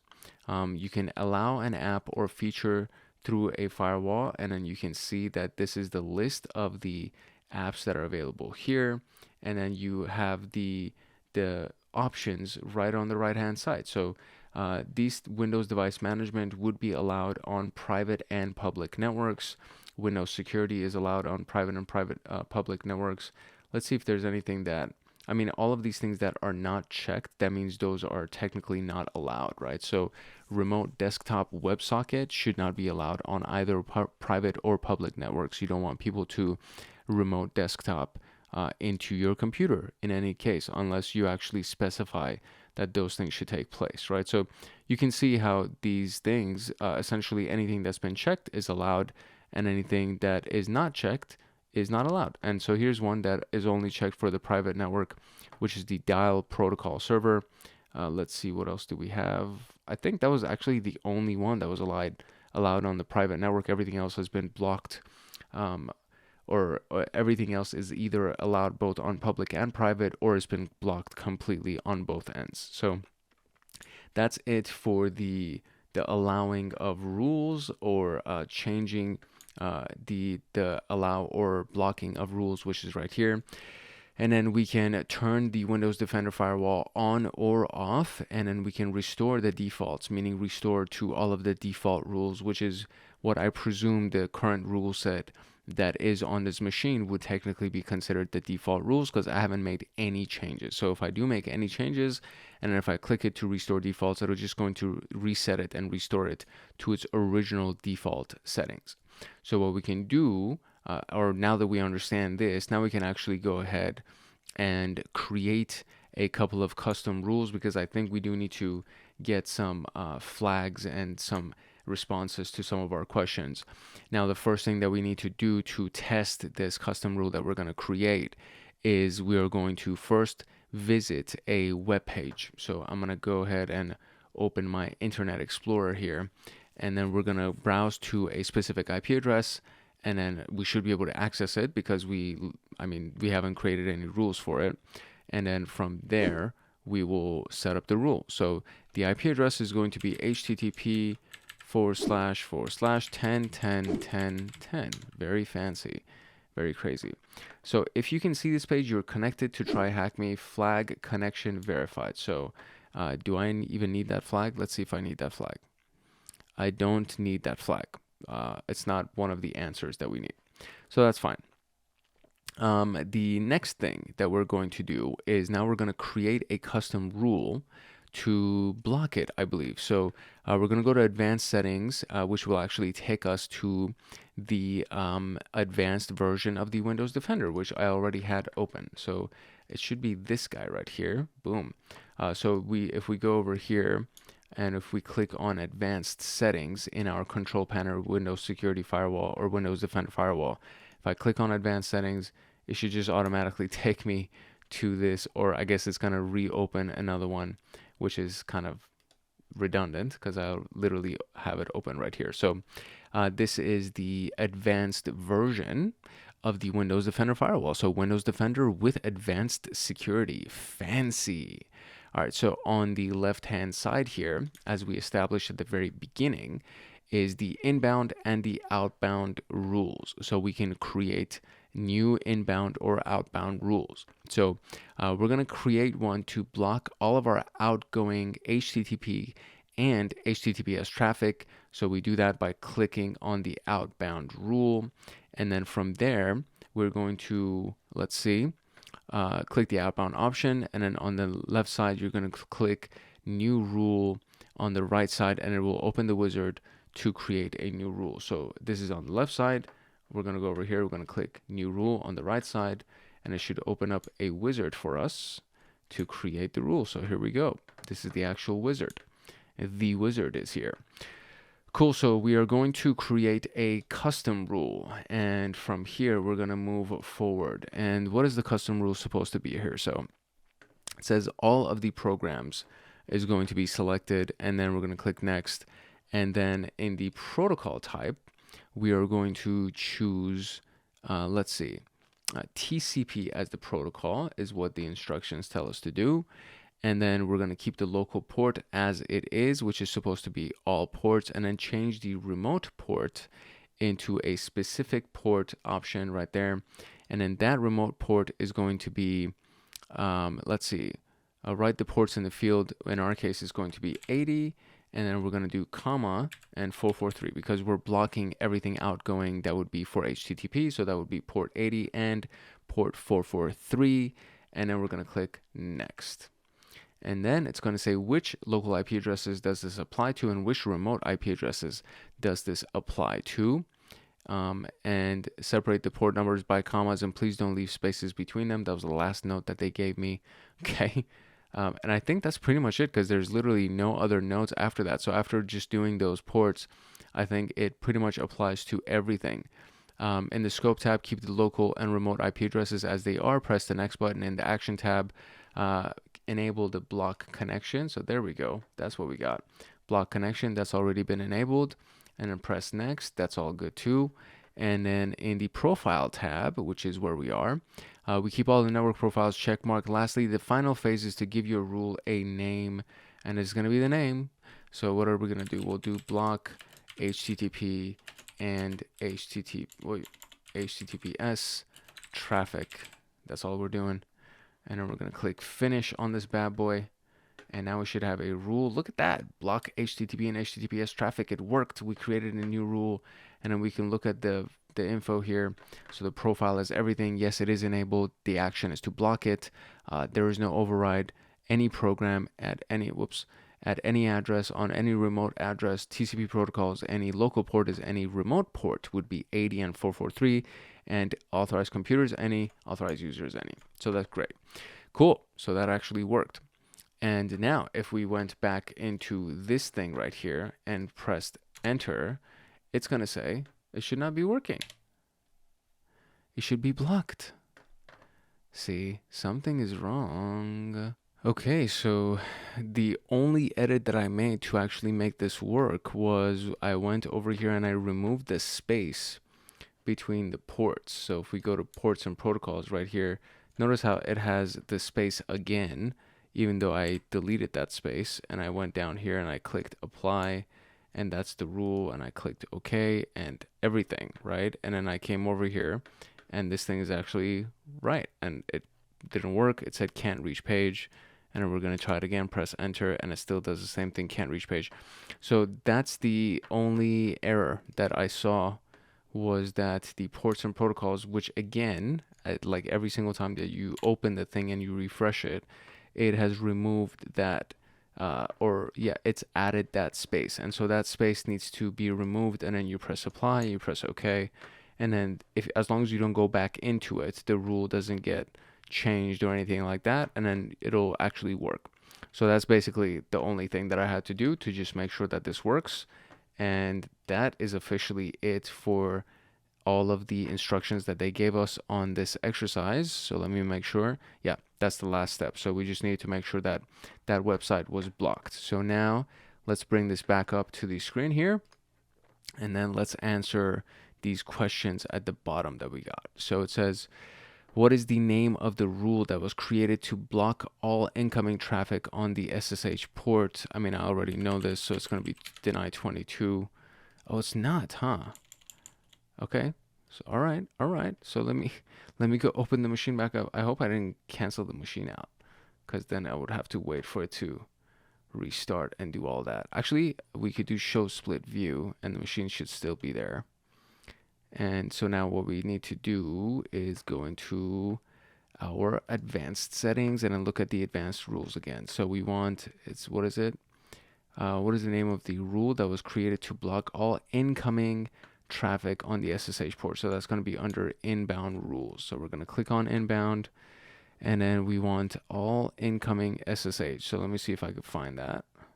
Okay, so I just brought the local port column a little bit closer to the action so that I can try to analyze it without having to slide back and forth.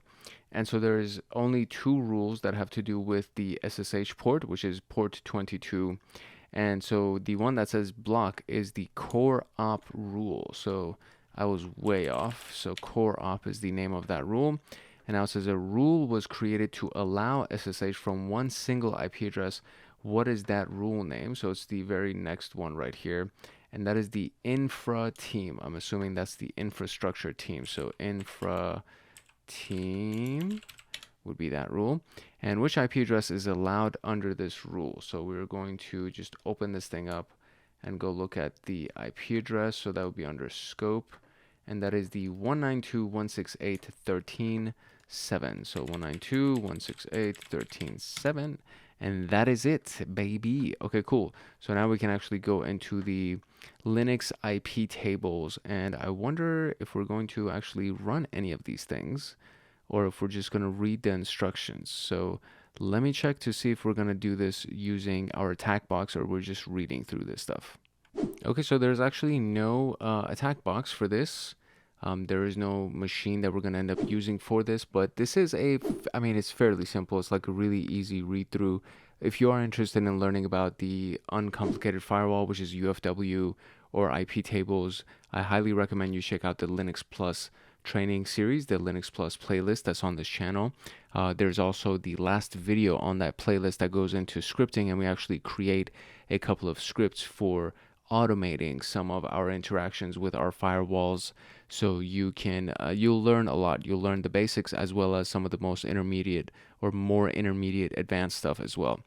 So we, the Linux version of the firewalls is what we're going to be talking about right now. NetFilter is the framework that's inside Linux OS with core firewall functionalities, including packet filtering, network address translation, and connection tracking. And this serves as the foundation for various firewall utilities available to control network traffic. Some of the common firewall utilities inside of this framework, or the ones that utilize this framework, are IP tables, NF tables, and Firewall D. And IP tables is the most widely used in many distros, and it uses the NetFilter framework that provides various functionalities. NF tables is the successor to IP tables utility with the enhanced packet filtering and network address translation capabilities, and it's also based on the NetFilter framework. And Firewall D is operating on the NetFilter framework and has predefined rule sets. It works differently from the others and comes with different pre-built network zone configurations. Then there is UFW, which is the uncomplicated firewall. And as the name implies, it's actually very, very simple to create rules with this. So IP tables actually has a much more complex syntax compared to what UFW uses. And if you want to know what that is, go check out the Linux Plus playlist, because we create a bunch of different rules, and it is definitely much more complicated than the UFW, the uncomplicated firewall syntax. So it's more beginner friendly, UFW is. And basically, whatever the rule that you need, you can actually define them with some easy commands via UFW, which would be configuring the desired rules in IP tables. So we can look at a few of these things. So number one, you would use sudo, which is an administrator command that allows you to interact with your machine as an admin. So that's one of the big things that you need to keep in mind. Everything that we're going to do, or everything that you would do with a firewall, you need to do as an admin. Otherwise, none of this stuff is going to work, right? So at the same time, you need to be careful with everything that you do because you're doing it as an admin and you're making system-wide changes that can potentially be hazardous if you don't know what you're doing. So we have sudo UFW status, and it just tells you the status of UFW. So in this case, it's not active. If it was active, it would say active. Then you do UFW enable to actually activate it. So now it's going to say firewall is active and enabled on system startup. So to turn it off, you would just say disable instead of enable, and boom, you're good.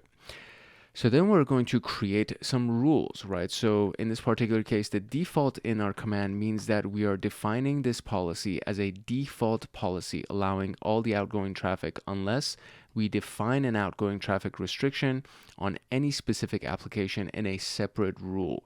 And you can also make the rule allow or deny into the machine by replacing outgoing with incoming, and that's fairly standard. So sudo UFW default allow outgoing. So default allow outgoing means by default allow all outgoing traffic. Okay, that's the rule.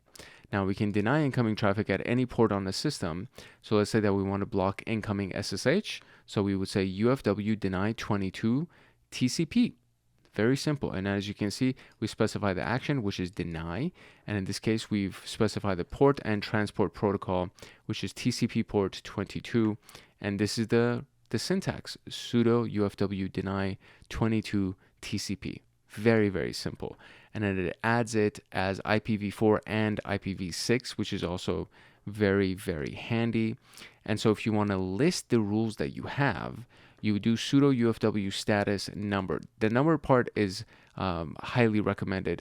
It gives a number to the actual rule, and when you want to delete something, you would give it the number because you would have to give it the full rule if otherwise. So it's just much more handy if you use the numbered at the end of status, just so you can see what the status of the firewall is and what the status of all of the rules are, and then what the number is that is associated with that. So in this particular case, sudo UFW status numbered gives us two rules because we created the two rules here. Technically, we created one, but it's doing it for IPv4 and IPv6.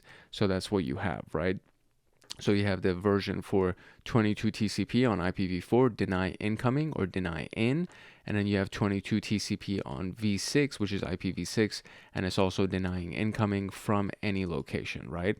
So to delete any of these things, we could just say sudo UFW delete 2, and it will delete this specific rule, which is in position 2, and then you want to put proceed, yes I do, and then you would delete, it says that rule deleted v6, right? So there you go. These different utilities can be used to manage NetFilter. Choosing the right utility for the Linux OS depends on the multiple factors such as the familiarity with the OS and your requirements. You can test your knowledge of Linux firewalls by creating some rules defined in this task and testing them to ensure that they are working as expected. And if you have access to a Linux machine, I would highly recommend that you actually try it because it's pretty fun and it's very, very easy. It's literally as simple as you see inside of these commands. And again, there's more detailed explanations inside of the Linux Plus playlist in case you are interested to learn more about it. So which Linux firewall utility is considered the successor of IP tables? And that would be the, what was it? It was NF tables. And then what rule would you issue with UFW to deny all outgoing traffic from your machine as a default policy and do it without sudo? So it would be UFW default deny outgoing. Boom, baby. And that's it. We are officially done and we completed the firewall fundamentals room. So I mean, I hope you can see how simple this was. It really wasn't that complicated. Firewalls are actually not complicated compared to I would say a SIM or an intrusion detection system or something like that. Firewalls are actually much simpler to configure and to install and to associate with. at the very least, UFW is, or at the very least, the Windows Defender tool is, because Windows Defender actually has a wizard that guides you through all of those things. So in that regard, firewalls are fairly simple. If you want to set up IF tables, on the other hand, the syntax is a little bit more complicated than what we just saw with UFW. But even in that regard, I still think that it's a pretty easy tool to learn how to use compared to Splunk, for example. So that's pretty much it. That's all we got for the firewall fundamentals video. If you got value from this video, and if you would like to get more videos inside of this playlist, which is our CySec101 playlist, I do encourage you to like, subscribe, and turn on the notification bell so that you get notified the next time that a video comes out inside of this playlist, and the next time that a video comes out on this channel. We do have a pretty active channel. I gotta be pretty honest about that. I actually love this community. It gets very, very active in the comment section. Our Discord chats are also really active, and it's really nice. And I create videos like this, which are super introductory, and I also create videos that are the Network Plus version of things. So I just did the Network Plus training series that just came out, and then the next major training series that's going to come out is going to be the AI for cybersecurity. And then along with that, I think like in tandem with that, I'm going to do like a pen test plus, or a guide to pen testing also, that's going to end up coming out. So I think that's going to be pretty powerful as well. But I'm creating stuff. I'm creating more and more videos as the days and weeks go by, because I genuinely love teaching, and I love sharing this information with people who actually want to learn it. So if that's you, make sure that you like, subscribe, and turn on the notification bell. And of course, drop a comment if you have any questions, or if you have any errors with anything. I'm very responsive in the comment section. I answer everybody's comments, usually at least within a day. Sometimes it gets past me and I miss it for like a week or two, but I respond as quickly as I see the comments, because I'm responding from my phone most of the time. So I will respond as quickly as I possibly can.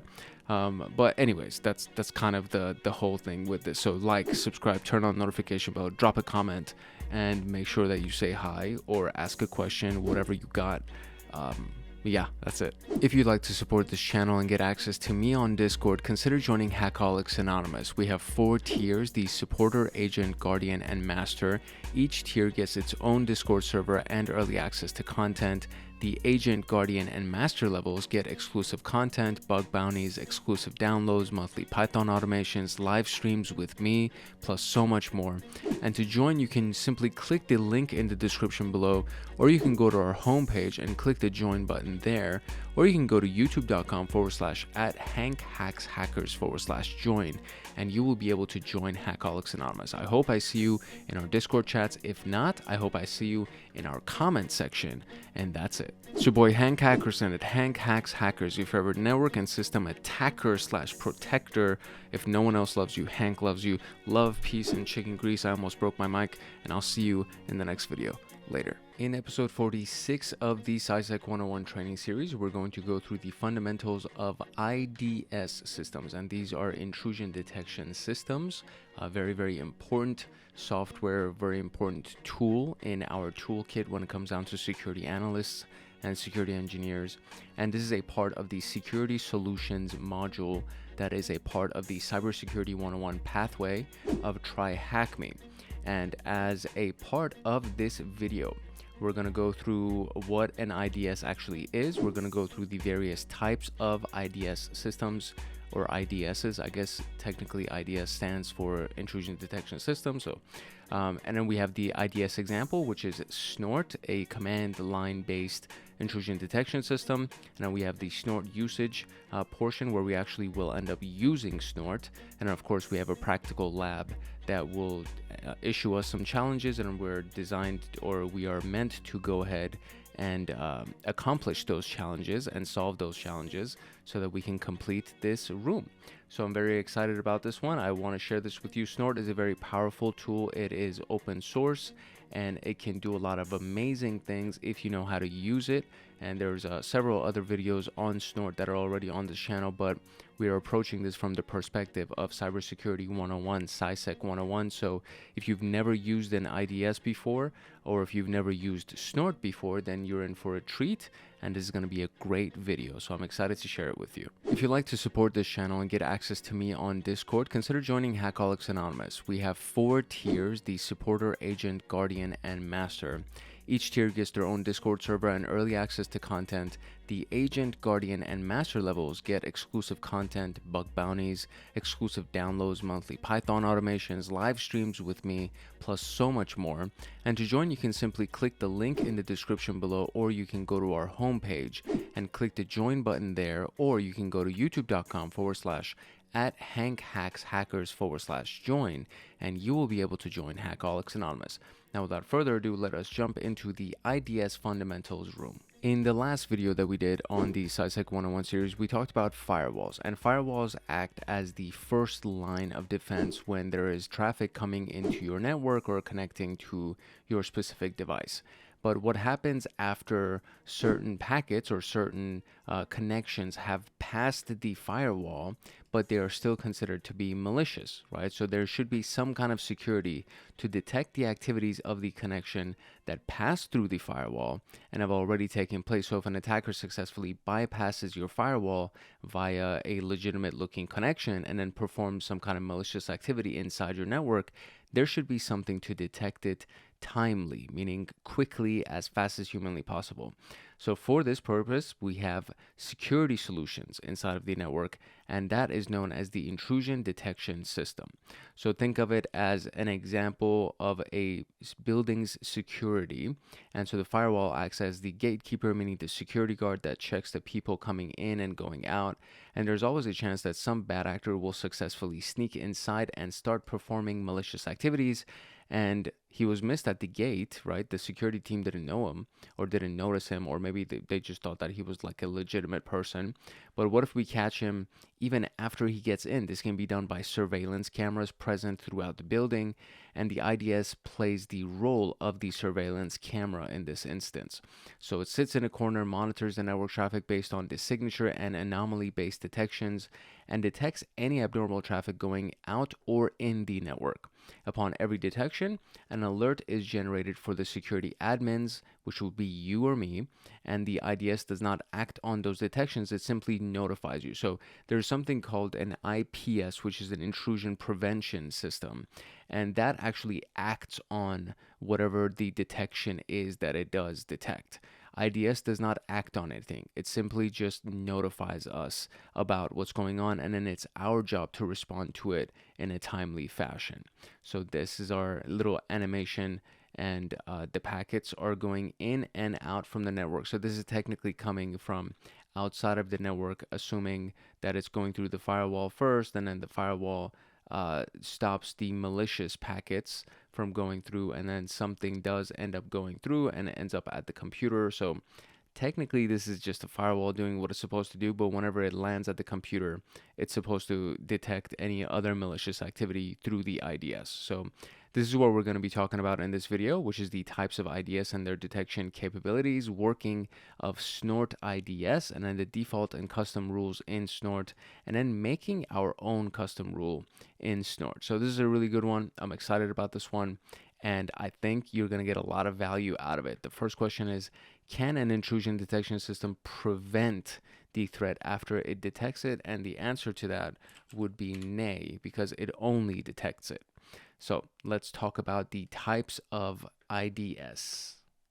Intrusion detection systems can be categorized differently depending on a few factors, and the main categorization depends on the deployment and detection modes of the IDS. So the deployment mode can be either the host-based or an host intrusion detection system, or it could be a network intrusion detection system. And so, as the name implies, the host intrusion detection system is installed individually on the host. So that could be the web server, it could be somebody's computer, anything like that. So it's the individual host itself.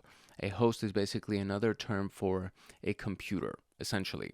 So that provides detailed visibility of the host activities, and the host intrusion detection system can be challenging to manage in large networks because they are resource intensive and require management on each host. So this would be ideal for smaller networks, we would say. Network intrusion detection systems, or NIDS. I mean, I guess, HIDs and NIDs. I don't know if that's the thing, but in this case, we have the NIDs. So they act based on the activities of the network, right? So they detect potentially malicious activities within the entire network, regardless of any specific host, and they monitor the network traffic of all of the hosts involved to detect suspicious activities, and it has a centralized view of everything that it detects inside of the network. So the HIDS, the host-based intrusion detection system, you have the traffic that goes through the firewall, and then it hits the host intrusion detection system. And then we have the traffic that goes through the internet. It gets through the firewall. It goes through the network intrusion detection system. And then from there, it actually gets passed on to the individual machines.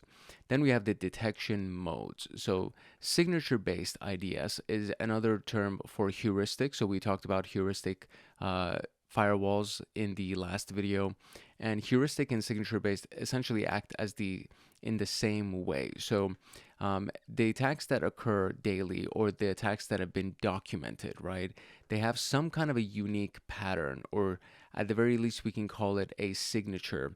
It could be in the form of its actual source code. It could be in the form of its hash value, its checksum value. And these signatures are preserved by the IDS in their databases, so that if the same attack happens in the future, it gets detected by the signature and reported immediately to the admin. The stronger the signature database of the IDS, the more efficiently it would detect known threats. However, the signature-based IDS is unable to detect zero-day attacks, because zero-day attacks imply that they have never happened before. This is the first time that it's being detected. Therefore, there is no signature. There is no known signature that exists in the IDS database or any other type of database. So the signature-based IDS can only detect attacks that actually happened before, right? There's some kind of a signature or a pattern that exists inside of a database. That's how it can detect it. Apart from that, it can't do anything as far as anomaly detection is concerned. And the IDS that we're going to be dealing with that is signature-based is going to be the snort IDS. Now, an anomaly-based IDS is the type of IDS that learns the behavior of your network. This is known as your baseline, right? So this is what normal behavior is supposed to look like. So that takes some tweaking and some fine-tuning in order for the IDS to really know what your normal baseline is supposed to look like. And then from there, it'll essentially detect anything that deviates from that normal behavior. So anything that is outside of the norm is what the anomaly is going to be. So anomaly-based IDS can also detect zero-day attacks because they don't rely on the available signatures. They detect anomalies inside the network or system by comparing current state with the normal behavior, which would be the baseline. This can generate a lot of false positives, and it requires a lot of fine-tuning, which is why I mentioned it at the very beginning, because it could detect anything that may seem out of the ordinary and be like, yeah, there's a problem here, and then you have to say, no, this was fine, this was, for whatever the adjustment is that you have to make, so that you constantly are training the IDS so that it knows what the legitimate baseline actually looks like, and it doesn't generate too many false positives. It's also known as being noisy, right? So if it's too noisy, then the actual attacks, the actual threats are going to get past you because you have too many things, too many alerts to deal with. So this is one of the big kind of drawbacks of having an anomaly-based IDS. But once it's been trained and it's been tweaked and fine-tuned and optimized, at that point, it'll be really, really successful. So we can reduce the false positive generation by fine-tuning it, manually defining normal behavior. And then we have the hybrid. The hybrid IDS combines the detection methods of the signature IDS, the signature-based and anomaly-based, to leverage the strength of each approach, and some known threats may already have some signatures in the IDS database. In this case, the hybrid IDS would use the detection technique of the signature-based IDS. If it encounters a new threat, it can leverage the detection method of anomaly-based IDS. So this is probably the best thing if you can afford to get one, because I can't imagine that they would be cheap. So that would be the best one, and I think it would also be the most resource intensive. So it would be the most expensive to purchase, and it would be the most expensive to maintain because it requires a lot of bandwidth, a lot of power for it to process. So signature-based IDS can detect threats quickly, while the other IDSs have a high processing overhead. However, it's also essential to consider the IDS based on several different factors. Signature-based can be a good option for covering a small threat surface. Anomaly-based and hybrid can detect modern zero-day attacks, which are increasing daily and can cause massive damage to the organization. So which type of IDS is deployed to detect threats through the network? And this would be our network intrusion detection system. Here we go. Cool. And then the next question is, which IDS leverages both signature-based and anomaly-based? And that would be the hybrid IDS.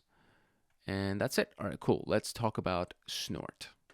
Snort is a very popular IDS. It was developed in 1998. It actually has signature-based and anomaly-based detection, and these are done in the rule files that come with Snort.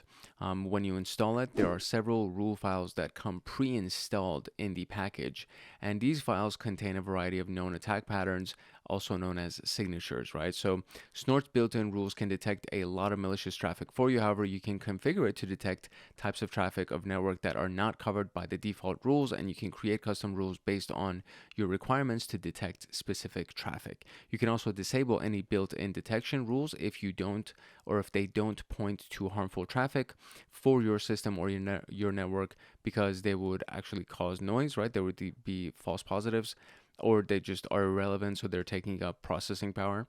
And then you create custom rules instead. So what we're going to be talking about is how to actually explore those built-in rules and how to make our own custom rules. So we have the packet sniffer mode inside of Snort. We have the packet logging mode, and then we have NIDS mode. And of course, as the name implies, Snort is something, you know, that pigs do. That I can't. There you go. That's a pretty good snort noise. And yeah, so we have the piggy that is doing all of the sniffing for us. So these are the various modes that we have. Packet sniffer reads and displays network packets without performing any analysis. It just sniffs, and it does not directly relate to the IDS capabilities, but it can be helpful in network monitoring and troubleshooting. In some cases, system admins might need to read the traffic flow without performing any detection to diagnose specific issues. In this case, they can utilize the packet sniff mode. This allows to display the network traffic on the console or even put it into a file. So an example would be, or a use case would be, the network team observes some network performance issues. To diagnose the issue, they need detailed insights to the network traffic. For this purpose, they use the packet sniffer. Packet logging is the detection of the network traffic in real time and displays the detections as alerts on the console for the security admin to take action. However, in some cases, the network traffic needs to be logged for later analysis. The packet logging mode of Snort allows you to log the network traffic as a PCAP file. And this is what we used or what we were analyzing when we were doing the Wireshark room. So a packet capture file is .pcap. That's the extension for those files. And this includes all the network traffic and any detections from it. Forensic investigators use these log files to perform the root cause analysis. So the security team needs to initiate a forensic investigation of a network attack. They would need the traffic logs to perform the root cause analysis, and the network traffic logged through Snort packet logging can help. And then we have the NIDS mode. So this is the primary mode that monitors network traffic in real time and applies its rule files to identify any match to the known attack patterns stored as signatures. If there's a match, it generates an alert, and this is the main functionality of an IDS solution. So the security team must proactively monitor their network or system to detect potential threats. They can leverage the NIDS mode to achieve this. So the most relevant use of Snort as an IDS comes from the NIDS. However, Snort can be used in any of the above modes. Which mode of Snort helps us to log the network traffic in a PCAP file? And this is the packet capture, right? Or packet logging, excuse me. So packet logging mode. And what is the primary mode of Snort called? And this is the, what is it? It's like network intrusion detection system mode. Oof. Network intrusion detection system mode. Boom. Nice. All right. Now we're going to get to use it. Nice. So you can either run Snort normally, where it only captures the traffic intended for the host, or you can use it to capture and detect intrusions. And to do that, you have to turn on the promiscuous mode of the network interface on our host. So we have a virtual machine that I've already started and it's running.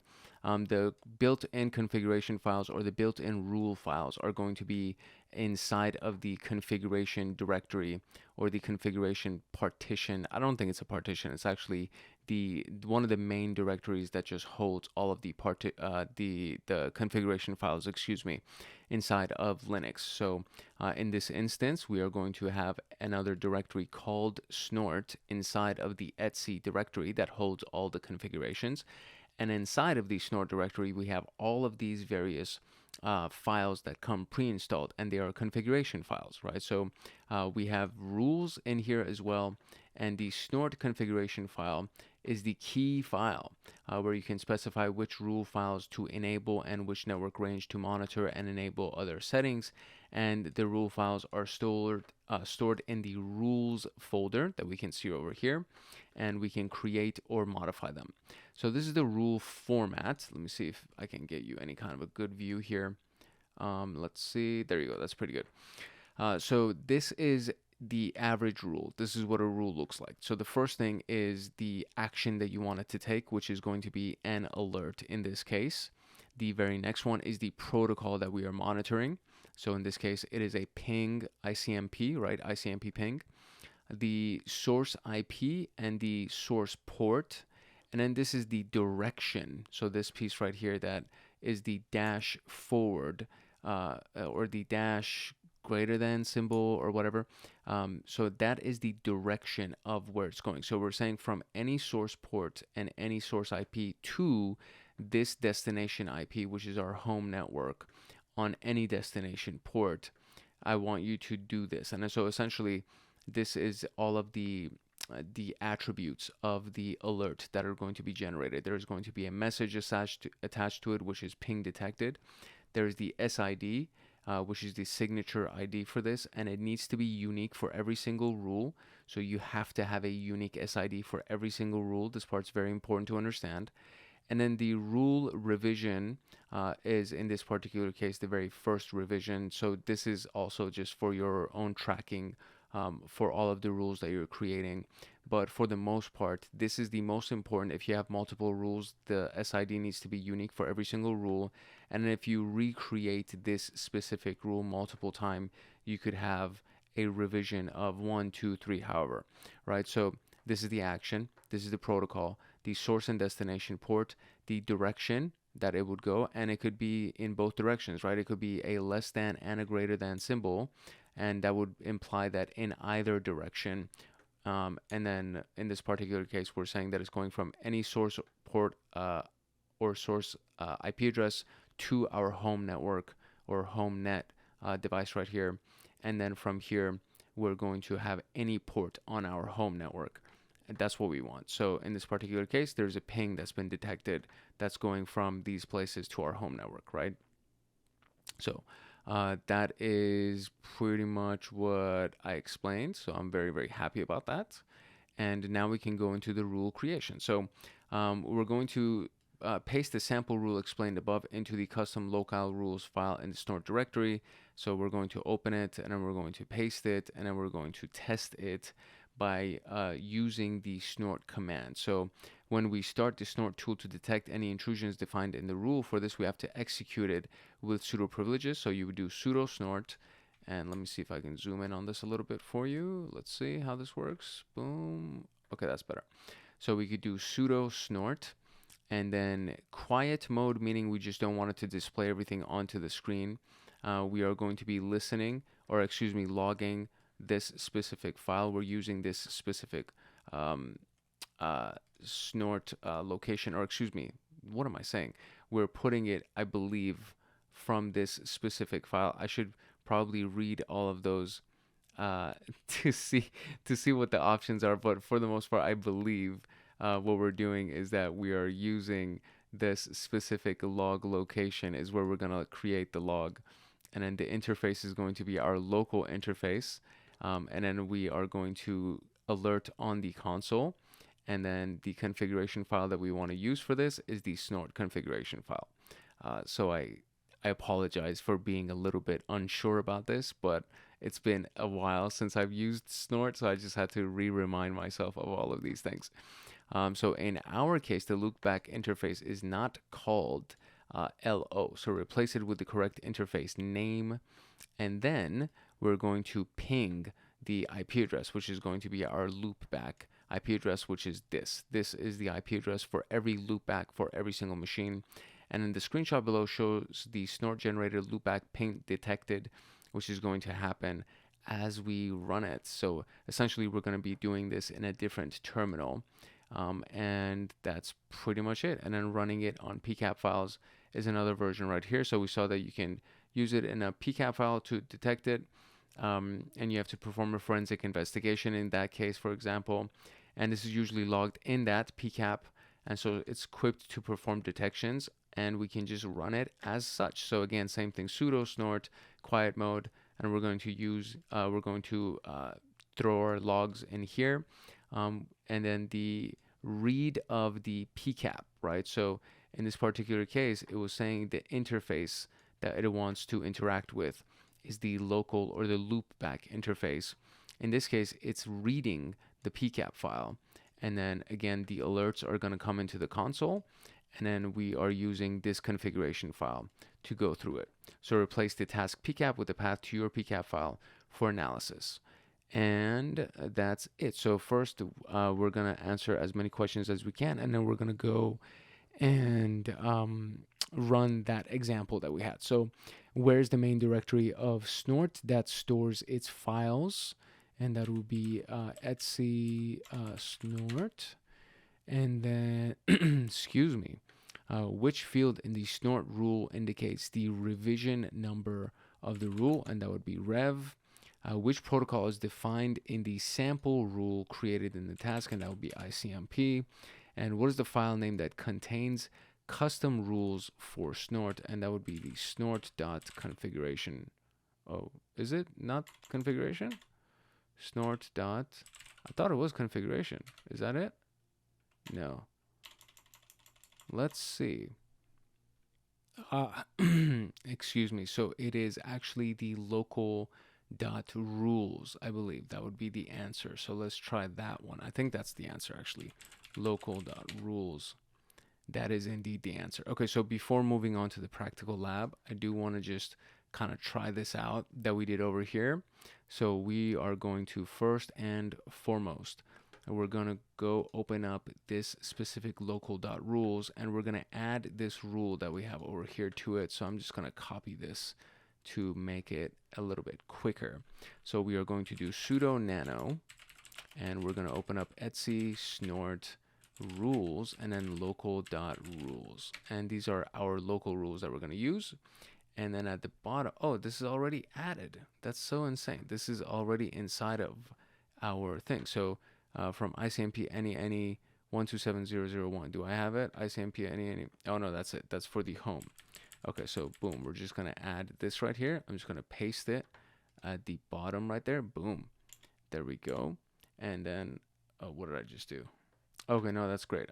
When I backspaced, it took me to the end of that, and it looked like it deleted it, but we are all good. Okay, so cool. So we're going to do Control O to write it, and we're going to press Enter, and then Control X, and we're going to get out of that. And so now we get to run snort, and we need to run it using this specific file that we created, right? So the snort configuration file is going to use these rules that are inside of our rules location. So the command itself that we're going to run is this piece right here, where we actually run it to detect it, and we're going to do it against our local or loopback interface. So we need to find out what that is. So I'm going to do ifconfig. So I mean, I know for a fact that it's not ipconfig because we're in a Linux machine. So ifconfig is not in my path. That's so interesting. So it's available in the following places. So I guess I would technically need to do sbin ifconfig. There we go. That's so weird that it's not in my path variable. That's so nuts. Okay, I mean, my loopback is literally LO.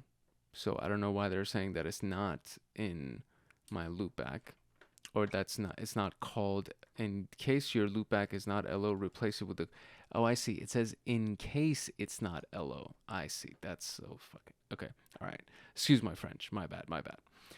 Okay, cool. So, so it is technically called LO, which is fine. So now I'm going to write this is exactly what I'm going to write letter by letter. This is the command that I'm going to run right here. So we'll do sudo snort. Boom. It is now going to run, or I believe it is currently running. So I'm going to open up another terminal, and I'm going to do ping 127001. And then we're going to run it, and boom, in the background we notice that we are getting all of these loopback pings detected, which means it's actually working. So I'm just going to stop that from running so it doesn't keep creating these. But look, it worked exactly as we thought it would. So it's actually working, which is excellent. And we have successfully tested our snort rule. So very, very exciting stuff here.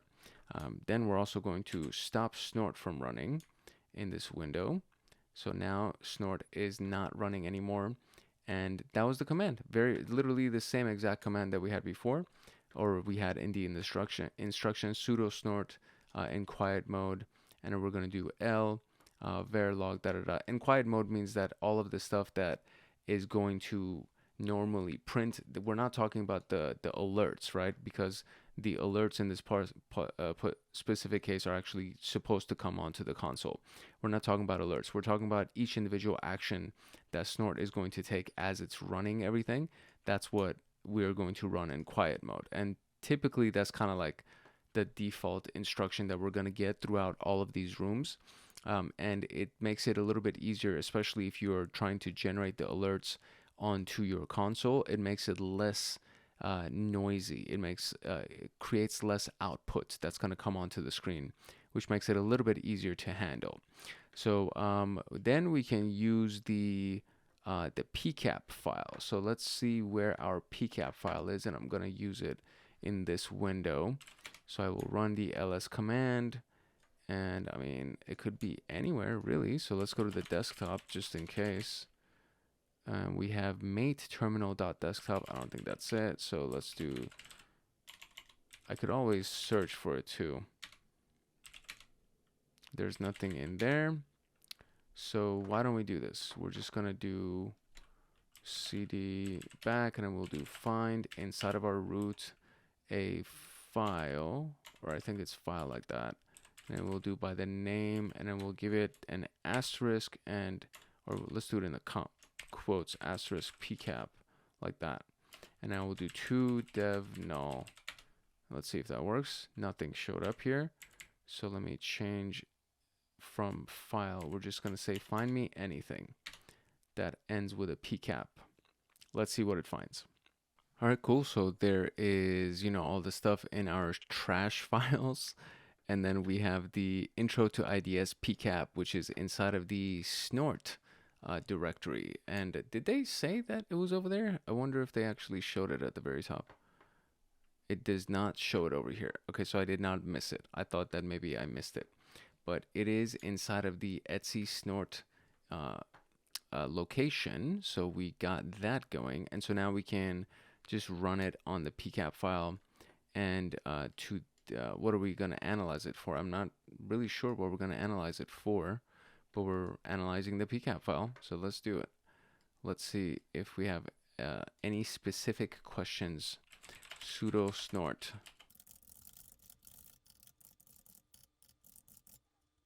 And so what does it say? It's getting a stat on the pcap file. Oh, I see. My God, I forgot to change it to the location of my pcap. So it's not task pcap. It is technically the Etsy snort intro to IDS dot pcap. That's what it is. Okay, there we go. There we go. Now we got it.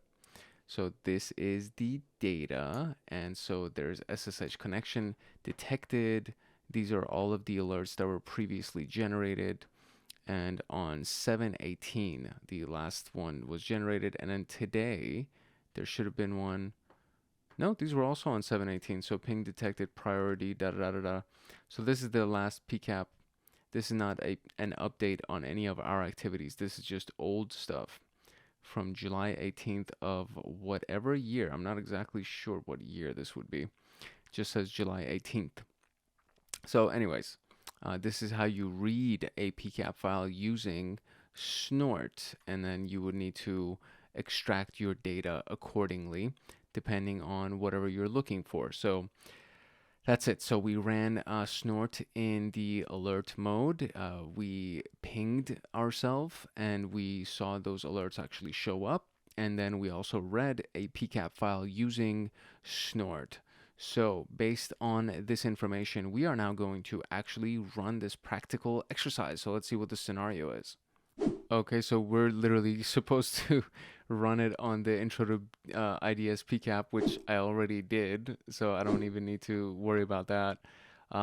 They're telling us to change our directory to etc snort, but you can also use just the path to it. So you could do /etc/snort and then do intro to IDS at the end of that, which is exactly what I did right here. So just to kind of give you the sample command that I used. So let me zoom in here. This is the command that I actually used over here. And instead of switching my directory to the etc snort and then running it on this file, I just basically said read that file, and I gave it the full path to the file, which is what you see over here. And then we had all of this output that you also see on the screen. So now, what is our investigation? It says, what's the IP address of the machine that tried to connect to the subject machine using SSH? So if we go over here, these are all of the SSH connections, right? So it says SSH connection detected, priority, TCP 10.11.90.211 to 10.10.161.151 on port 22. So this is the one that actually tried to connect, right? So this is the one that was actually sending that SSH request to our port 22, right? Because if this is what's being connected to and it's on port 22, that means that's the target. And then this guy on port 54,334 was the one that was trying to connect. So that's that. What other rule message besides the SSH message, SSH message is detected in the PCAP file. And this is the ping detected that we see right here. That's the other message that we got. So let's just type that. And then what is the SID of the rule that detects the SSH? And we have this over here as well. The SID is 1 or 100,000. Is that 100,000? No, it's 1 million. 1,000,002. That's the SID. So we're going to copy that. Go over here. Paste that. And we're officially done with the... There we go. We're done. Congratulations on completing the IDS fundamentals. So, I mean, you saw that that was not difficult to do. You saw how simple it is to actually add a new rule to the configuration file that we had, or the rules.local file technically.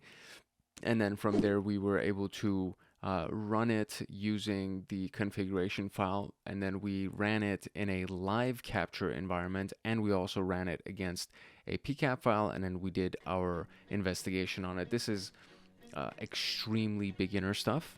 If you're interested in looking at Snort in the variety of other options that we have, and then doing like a really deep dive into the rule creation, I would highly recommend you actually check out the Snort videos. There are multiple Snort videos on this channel, and you are more than welcome to go check them out if you want to do some independent study and learn a little bit more about Snort and how to use it as a network intrusion detection system, and how to read PCAP files and how to create rules. So I think it's a very powerful tool. I think it's very useful. It's free to download in case you want to do it for your own computer and you want to kind of set it up as a network intrusion detection system for yourself. And if you really want to do that, I would recommend going and watching the rest of those videos. But that was pretty much it for the Snort IDS Fundamentals video. If you got any value from this video, and if you would like to get more videos like this one from the CySec101 training series or anything else that's on our channel, I encourage you to like, subscribe, and turn on that notification bell so that you get notified the next time that a video comes out, especially on these playlists and everything else that we're going to be talking about. So if you have any comments, drop it in the comment section. If you have any questions, drop it in the comment section. I will respond to them as soon as I see them. I'm pretty good with responding to the comments quickly. And that's pretty much it. I hope you got value from this. I hope you actually are going to use Snort and you're going to go through these exercises, because it's a very, very useful tool and a very useful skill set to have. So again, make sure that you like, subscribe, and turn on the notification bell so that you get notified the next time that a video comes out on this channel. If you'd like to support this channel and get access to me on Discord, consider joining Hackaholics Anonymous. We have 4 tiers: the Supporter, Agent, Guardian, and Master. Each tier gets their own Discord server and early access to content.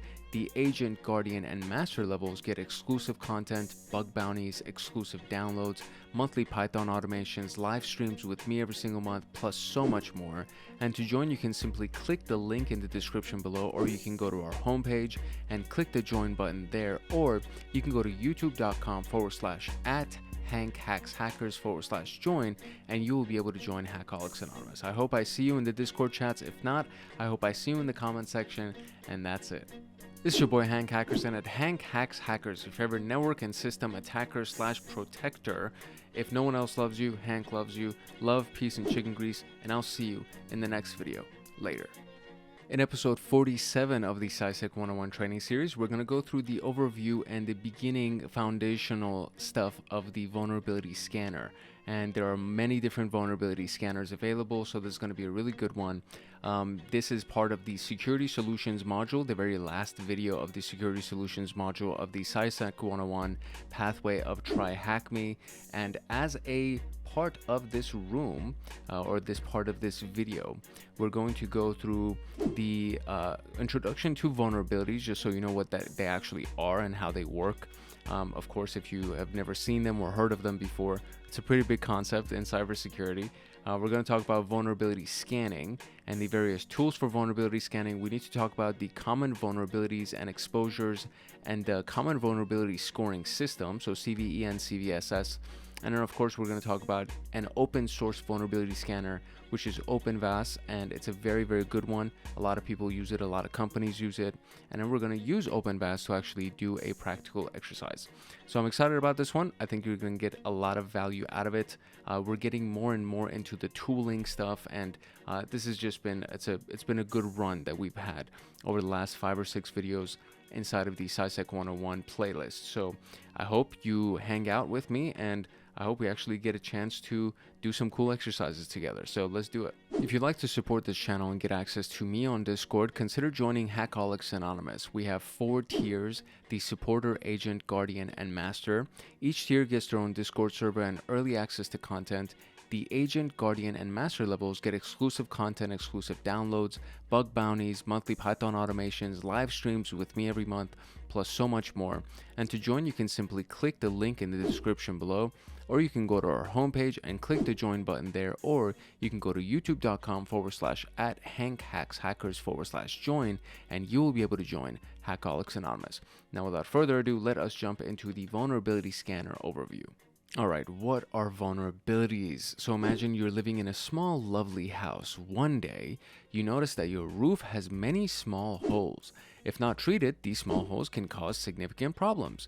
During rain, water can come through these leaks and damage your furniture. Dust particles and insects can enter the house through these little holes, and these small holes are a weakness in your home that can lead to significant problems in the future if you don't fix them immediately. So these are known as vulnerabilities. These little weaknesses are known as vulnerabilities. And you start repairing the roof to fix this problem and keep your home safe. This process is known as patching. So vulnerabilities are weaknesses. Fixing vulnerabilities is known as patching, right? Very, very simple, like you're patching a hole in the roof, right? Very, very simple stuff, easy stuff to understand. So digital devices also have vulnerabilities inside their software or the hardware, And these are the weaknesses in the software programs or hardware that an attacker can actually leverage to compromise the digital device or you as the end user. So these vulnerabilities may sound small, but like the small holes in the roof of a house or something like that. But the vulnerabilities in digital devices can lead to massive damage if they're not noticed on time. And there are so many different examples of this that is inside of the Security Plus training series. So if you go to the Security Plus playlist, you'll be able to see I give a lot of real life examples of what happened historically to massive companies and the amount of damage that was caused to these companies because they didn't fix vulnerabilities that could have easily been fixed, right? So hackers are always searching for these weaknesses as they make their way to your system or network by exploiting them. And the interesting thing about device vulnerabilities is that you cannot notice them as easily as the holes in the roof that you dedicate yourself to hunting them down. So that's what we're supposed to be doing. And this is the whole concept behind vulnerability scanning. So after hunting these vulnerabilities down, the process of patching starts where fixes are applied to protect those vulnerabilities. And this is what we're going to be talking about, is how to hunt those things in these digital devices. And we're going to talk about the tools to do them, as well as we're actually going to do it. We're going to run OpenVAS to actually do it. So vulnerability scanning and its types, tools for vulnerability scanning, OpenVAS vulnerability scanner demonstration, and of course the practical exercise. Those are the learning objectives for this video. So what is the process of fixing vulnerabilities? And that is like patching the hole in the roof. That's what we're doing to a vulnerability. We're patching it. So let's talk about vulnerability scanning. Vulnerability scanning is the inspection of the digital system to find the weaknesses. So we're literally just scanning them to find the vulnerabilities. It's not that hard to wrap your head around. You need to do this regularly, so it shouldn't be just when something happens or when you think something is about to happen that you do it. There should be regular, scheduled vulnerability scans that happen all the time, right? This is a continuous process. You'll hear that phrase a lot. So attackers leverage these vulnerabilities to compromise your infrastructure, which leads to considerable losses.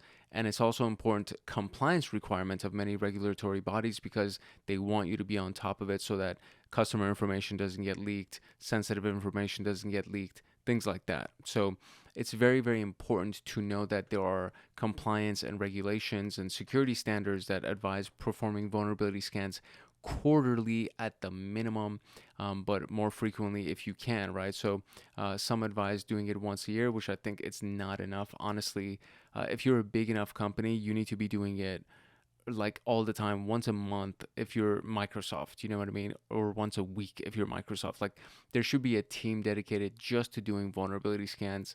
And then there's penetration testing, which is essentially the other side of this coin of the vulnerability scan. So we see how important it is to conduct these things in digital landscape regularly. However, manually looking for these weaknesses can be very hectic and miss major ones. So the bigger network or the bigger the network is, the slower the process of manual vulnerability scanning would be.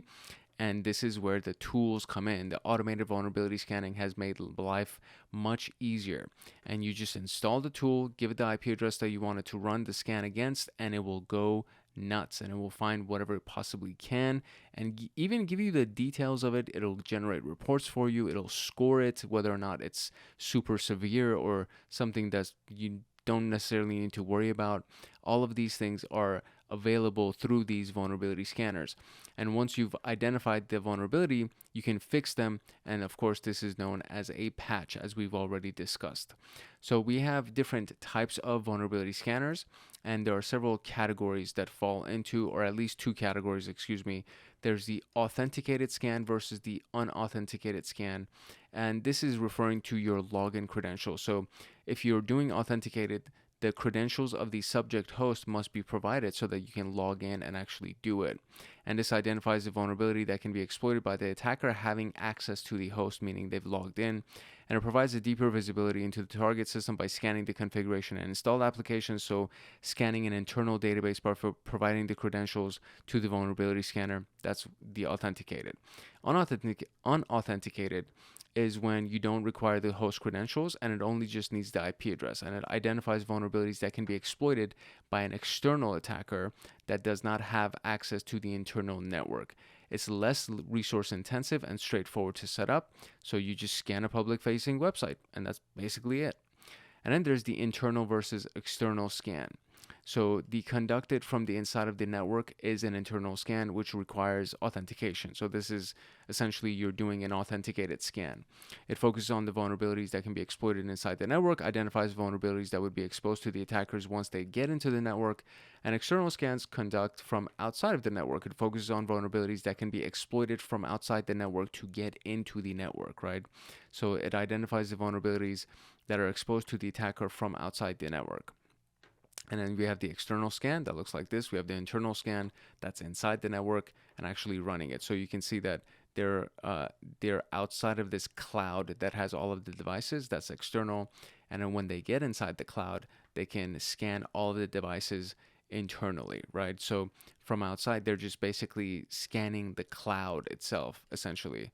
And from inside, they're scanning all of the individual devices. That's what the idea is anyway.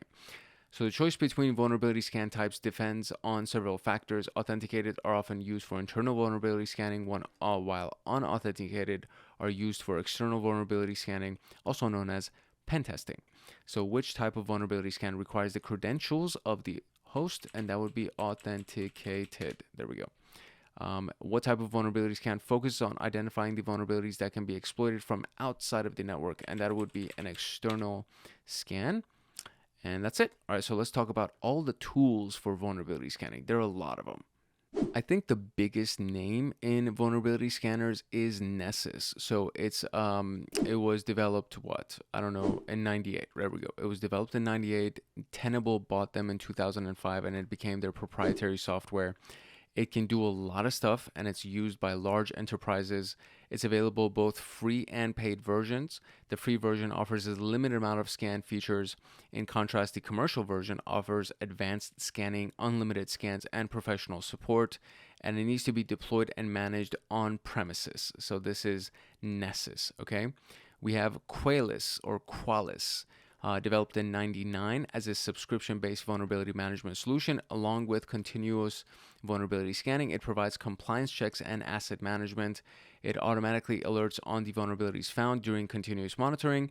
And the best thing about Qualys is that it is a cloud-based platform, which means that there is no extra cost or effort to keep it on and running on physical hardware and manage it. So basically, Nessus needs to be on premises, meaning on your own devices or on your own hardware, while Qualys can be run through a cloud-based solution, and it can probably scan all of your cloud machines as well as your on-site machines. Then we have NextPost, which was developed by Rapid7. Rapid7 is a big name in the security business in 2005, and it's a subscription-based vulnerability management, continuously discovers new assets in the network and performs vulnerability scans on them. It gives vulnerability risk scores depending on the asset value and the vulnerability's impact, and it also provides compliance checks against various standards. It offers both on-premises and hybrid cloud and on-premises deployment modes. Then we have OpenVAS. The open source vulnerability assessment solution developed by Greenbone offers basic features with known vulnerability scanned through its database. It's less extensive than the commercial tools, but it gives you a flavor of a complete vulnerability scanner. It's beneficial for small organizations and individual systems. And the next section will explore how to use this. So the next thing that we're going to do is we're literally going to use OpenVAS. So almost all of them offer reporting capabilities. They generate a detailed report and they contain the list of the vulnerabilities discovered, their scores for them, their risk scores, severity scores, and detailed descriptions. Some vulnerability scanners offer advanced reporting capabilities that provide remediation methods for all the discovered vulnerabilities that allow you to export these vulnerability assessment in different formats. Each of the tools has its strengths. When choosing a suitable vulnerability scanner for you or your assets or your activities, you have to consider the scope, resources, depth of analysis, and whatever other factors. And that's kind of it, right? So at the very least, if you know what the vulnerability is and what risk factor it holds, you can go to the CVE or the CVSS database and figure out how bad it actually is. And then from there, you can just look up patches, because usually the patches are available. By the time that it gets to the CVE or the CVSS database, there are solutions available on how to patch them. So even if you don't have a vulnerability scanner that tells you what to do to patch it, at the very least, you can go to those resources and then find out how to patch it yourself, right? So is Nessus currently an open source vulnerability scanner? It is. It actually has one, yes. Oh, okay, so I guess it's not. I mean, it said that it had an open source portion. It had a free portion. I guess they mean like entirely. Is it open source? Which company developed the Nexpose vulnerability scanner? So Nexpose was developed by Rapid7. There we go. That's the company, buddy. There we go, Rapid7. And what is the name of the open source vulnerability scanner developed by Greenbone? And that, my friend, is OpenVAS. Come on. All right. Let's talk about CVE and CVSS. CVE and CVSS are very important databases. You will hear about this frequently. If you're going to be in the security business or in the security game in general, you will be hearing about these various organizations, I guess we can call them, and the websites that they have. MITRE or NIST, I think. NIST developed CVE, I believe. And the CVSS is just a scoring system that helps you find out how critical or how severe a given vulnerability or exposure is. So CVE stands for Common Vulnerabilities and Exposures, and there is a unique number for each of the inquiries and complaints. And if there's any updates to it, you can easily follow up on that using the CVE number. And coming to the help desk scenario that we had at the beginning right here, basically it says you deal with hundreds of complaints daily regarding IT outages and several other problems, and you can use the CVE database to help you with that. So if you the CVE number is a unique number that's given to the vulnerability, and this was developed by MITRE. Okay, that's what it is. It's not NIST, it's MITRE. Whenever a new vulnerability is discovered in any software application, it's given a unique CVE and a reference and published online in a CVE database. The publication aims to help people become aware of these vulnerabilities so that they can apply protective measures to remediate them, aka patch them. You can find the details of any previous vulnerability in the database. An example of the CVE number is this. So the first portion is the year, and then that's the actual identifier for it.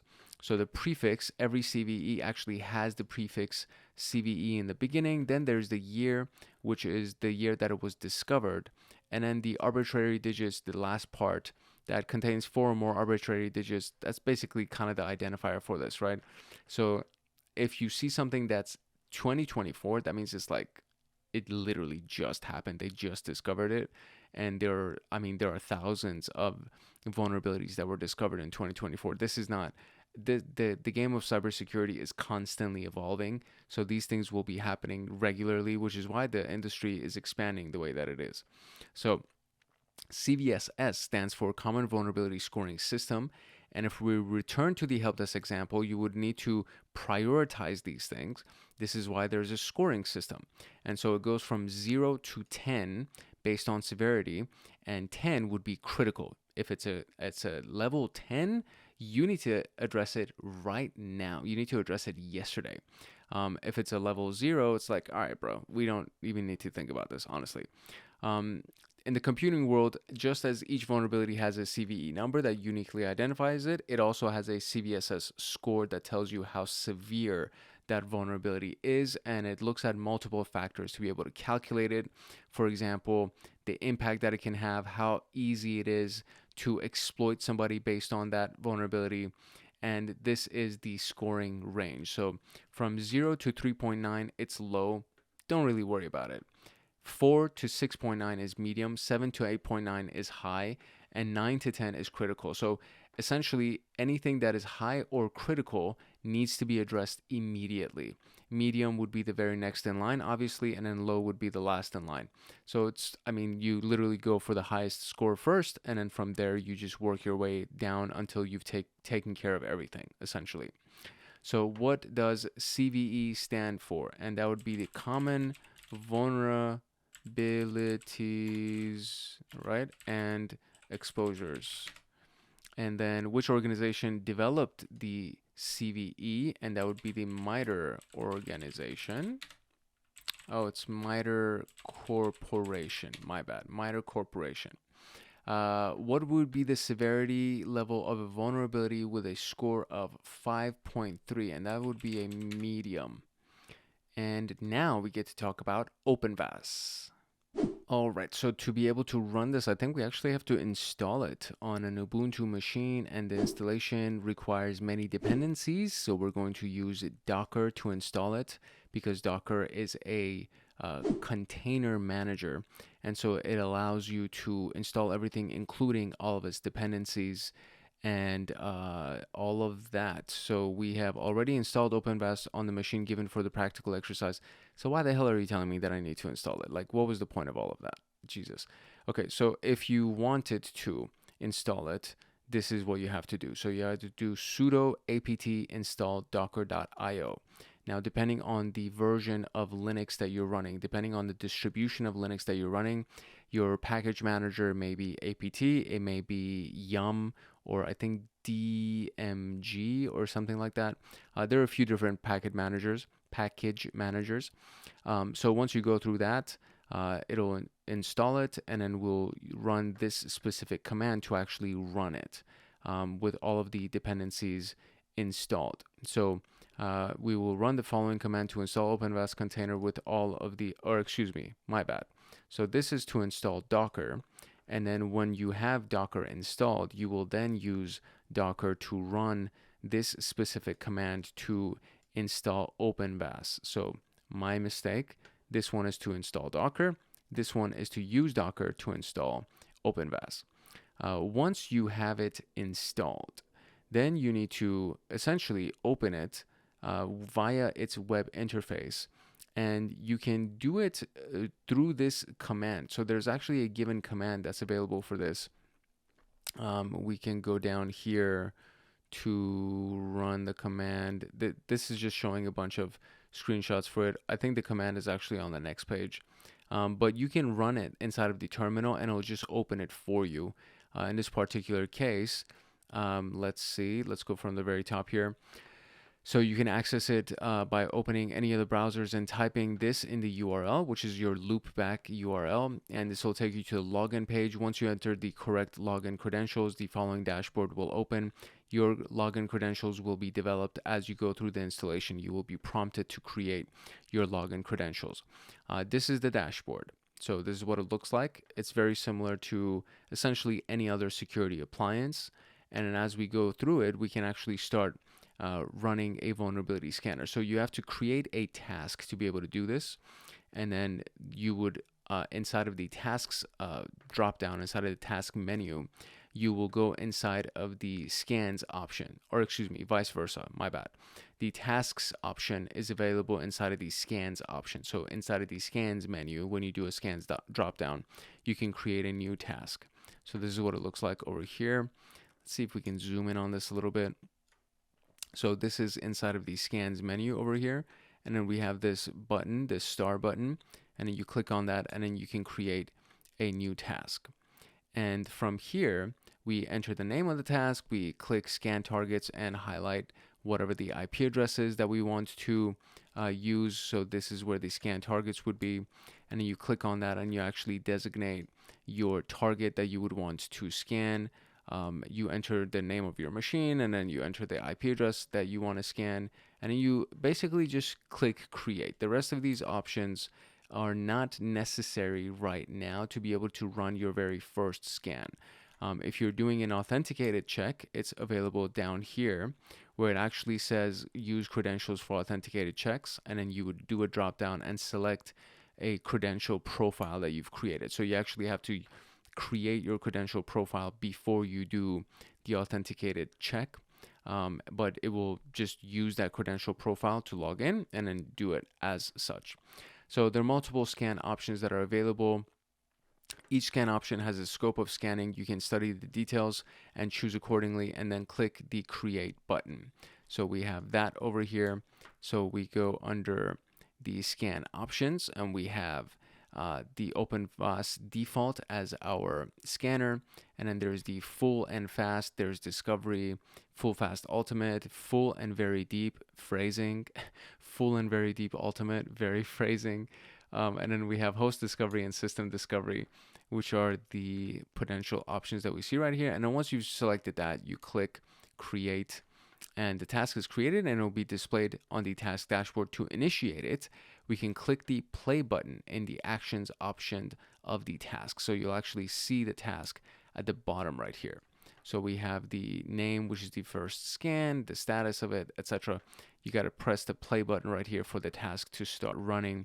So you can basically create multiple tasks, right? You can create one, let's say, for each IP address that you have been assigned to scan, and then from there you can just run them one by one.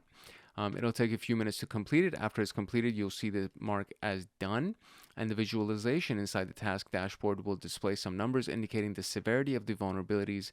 And to check the details, you have to click on the actual task name, which is my first scan. You click on it, it's clickable, and then it'll take you inside of the scan, and this is what it looks like over here, right?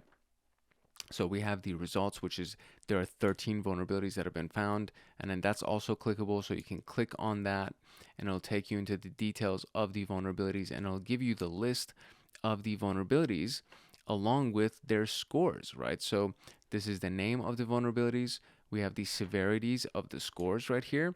So these are all 0, which are basically log items. And then we have 2.6 low, 4.3 medium, and this is the rest of the data for what has actually been run, right? So it says, you know, on the location of, which one is it? So the medium one is on 22, on port 22, which is our SSH port, and the TCP protocol.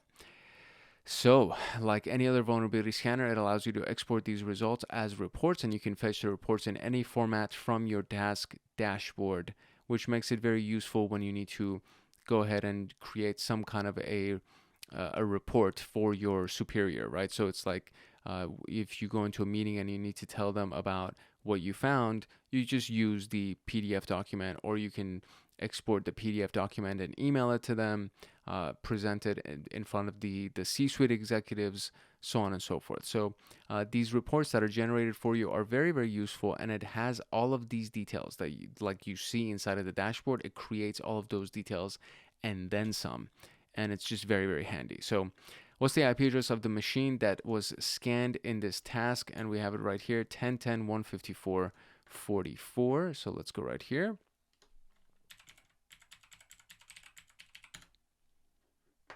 All right, cool. And how many vulnerabilities were discovered in this host? And it was 13 from what I remember.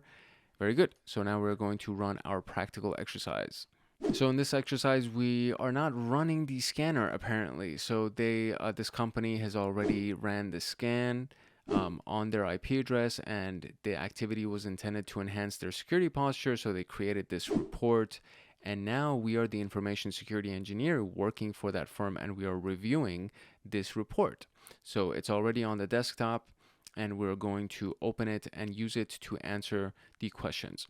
Performing the vulnerability scan may take some time. This is why we have already placed the scan report on the desktop so you can analyze and answer the questions. How nice of them. They're trying to save us some time. So you can start the virtual machine by pressing this and da-da-da-da, which I've already done.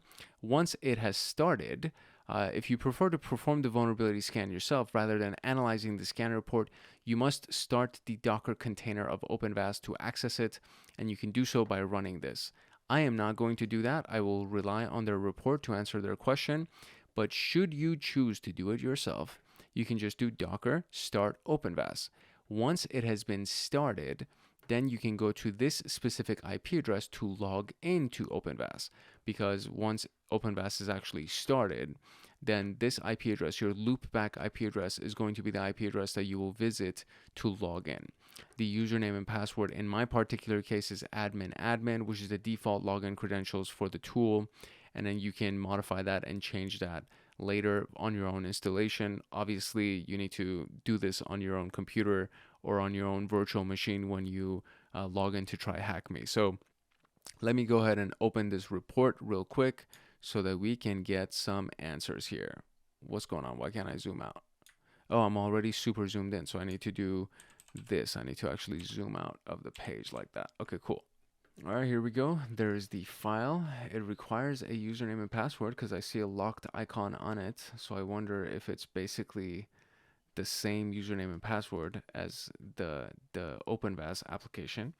So let's, I mean, I feel like it's gonna take a minute to load because these virtual machines sometimes can be slow. Oh, here we go. It's already open. It was not even locked. Okay, whatever. Okay, cool. So what's the question? The first question is, what is the score of the single high severity vulnerability that's found in this scan? So we're going to find the high severity vulnerability. There is 1 high severity, 3 medium severities, 0 low, and that is the local host that ran it. And so the score of the high severity vulnerability. So we have a high level that's been detected here. The score is 10.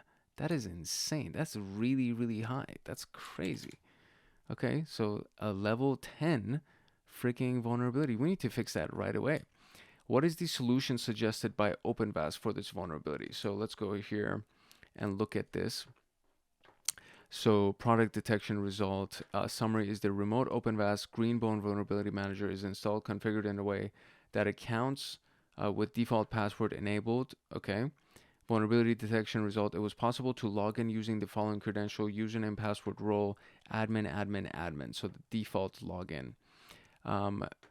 The issue may be exploited by a remote attacker to gain access to sensitive information or modify system configuration. The solution workaround is to change the password of the mentioned accounts.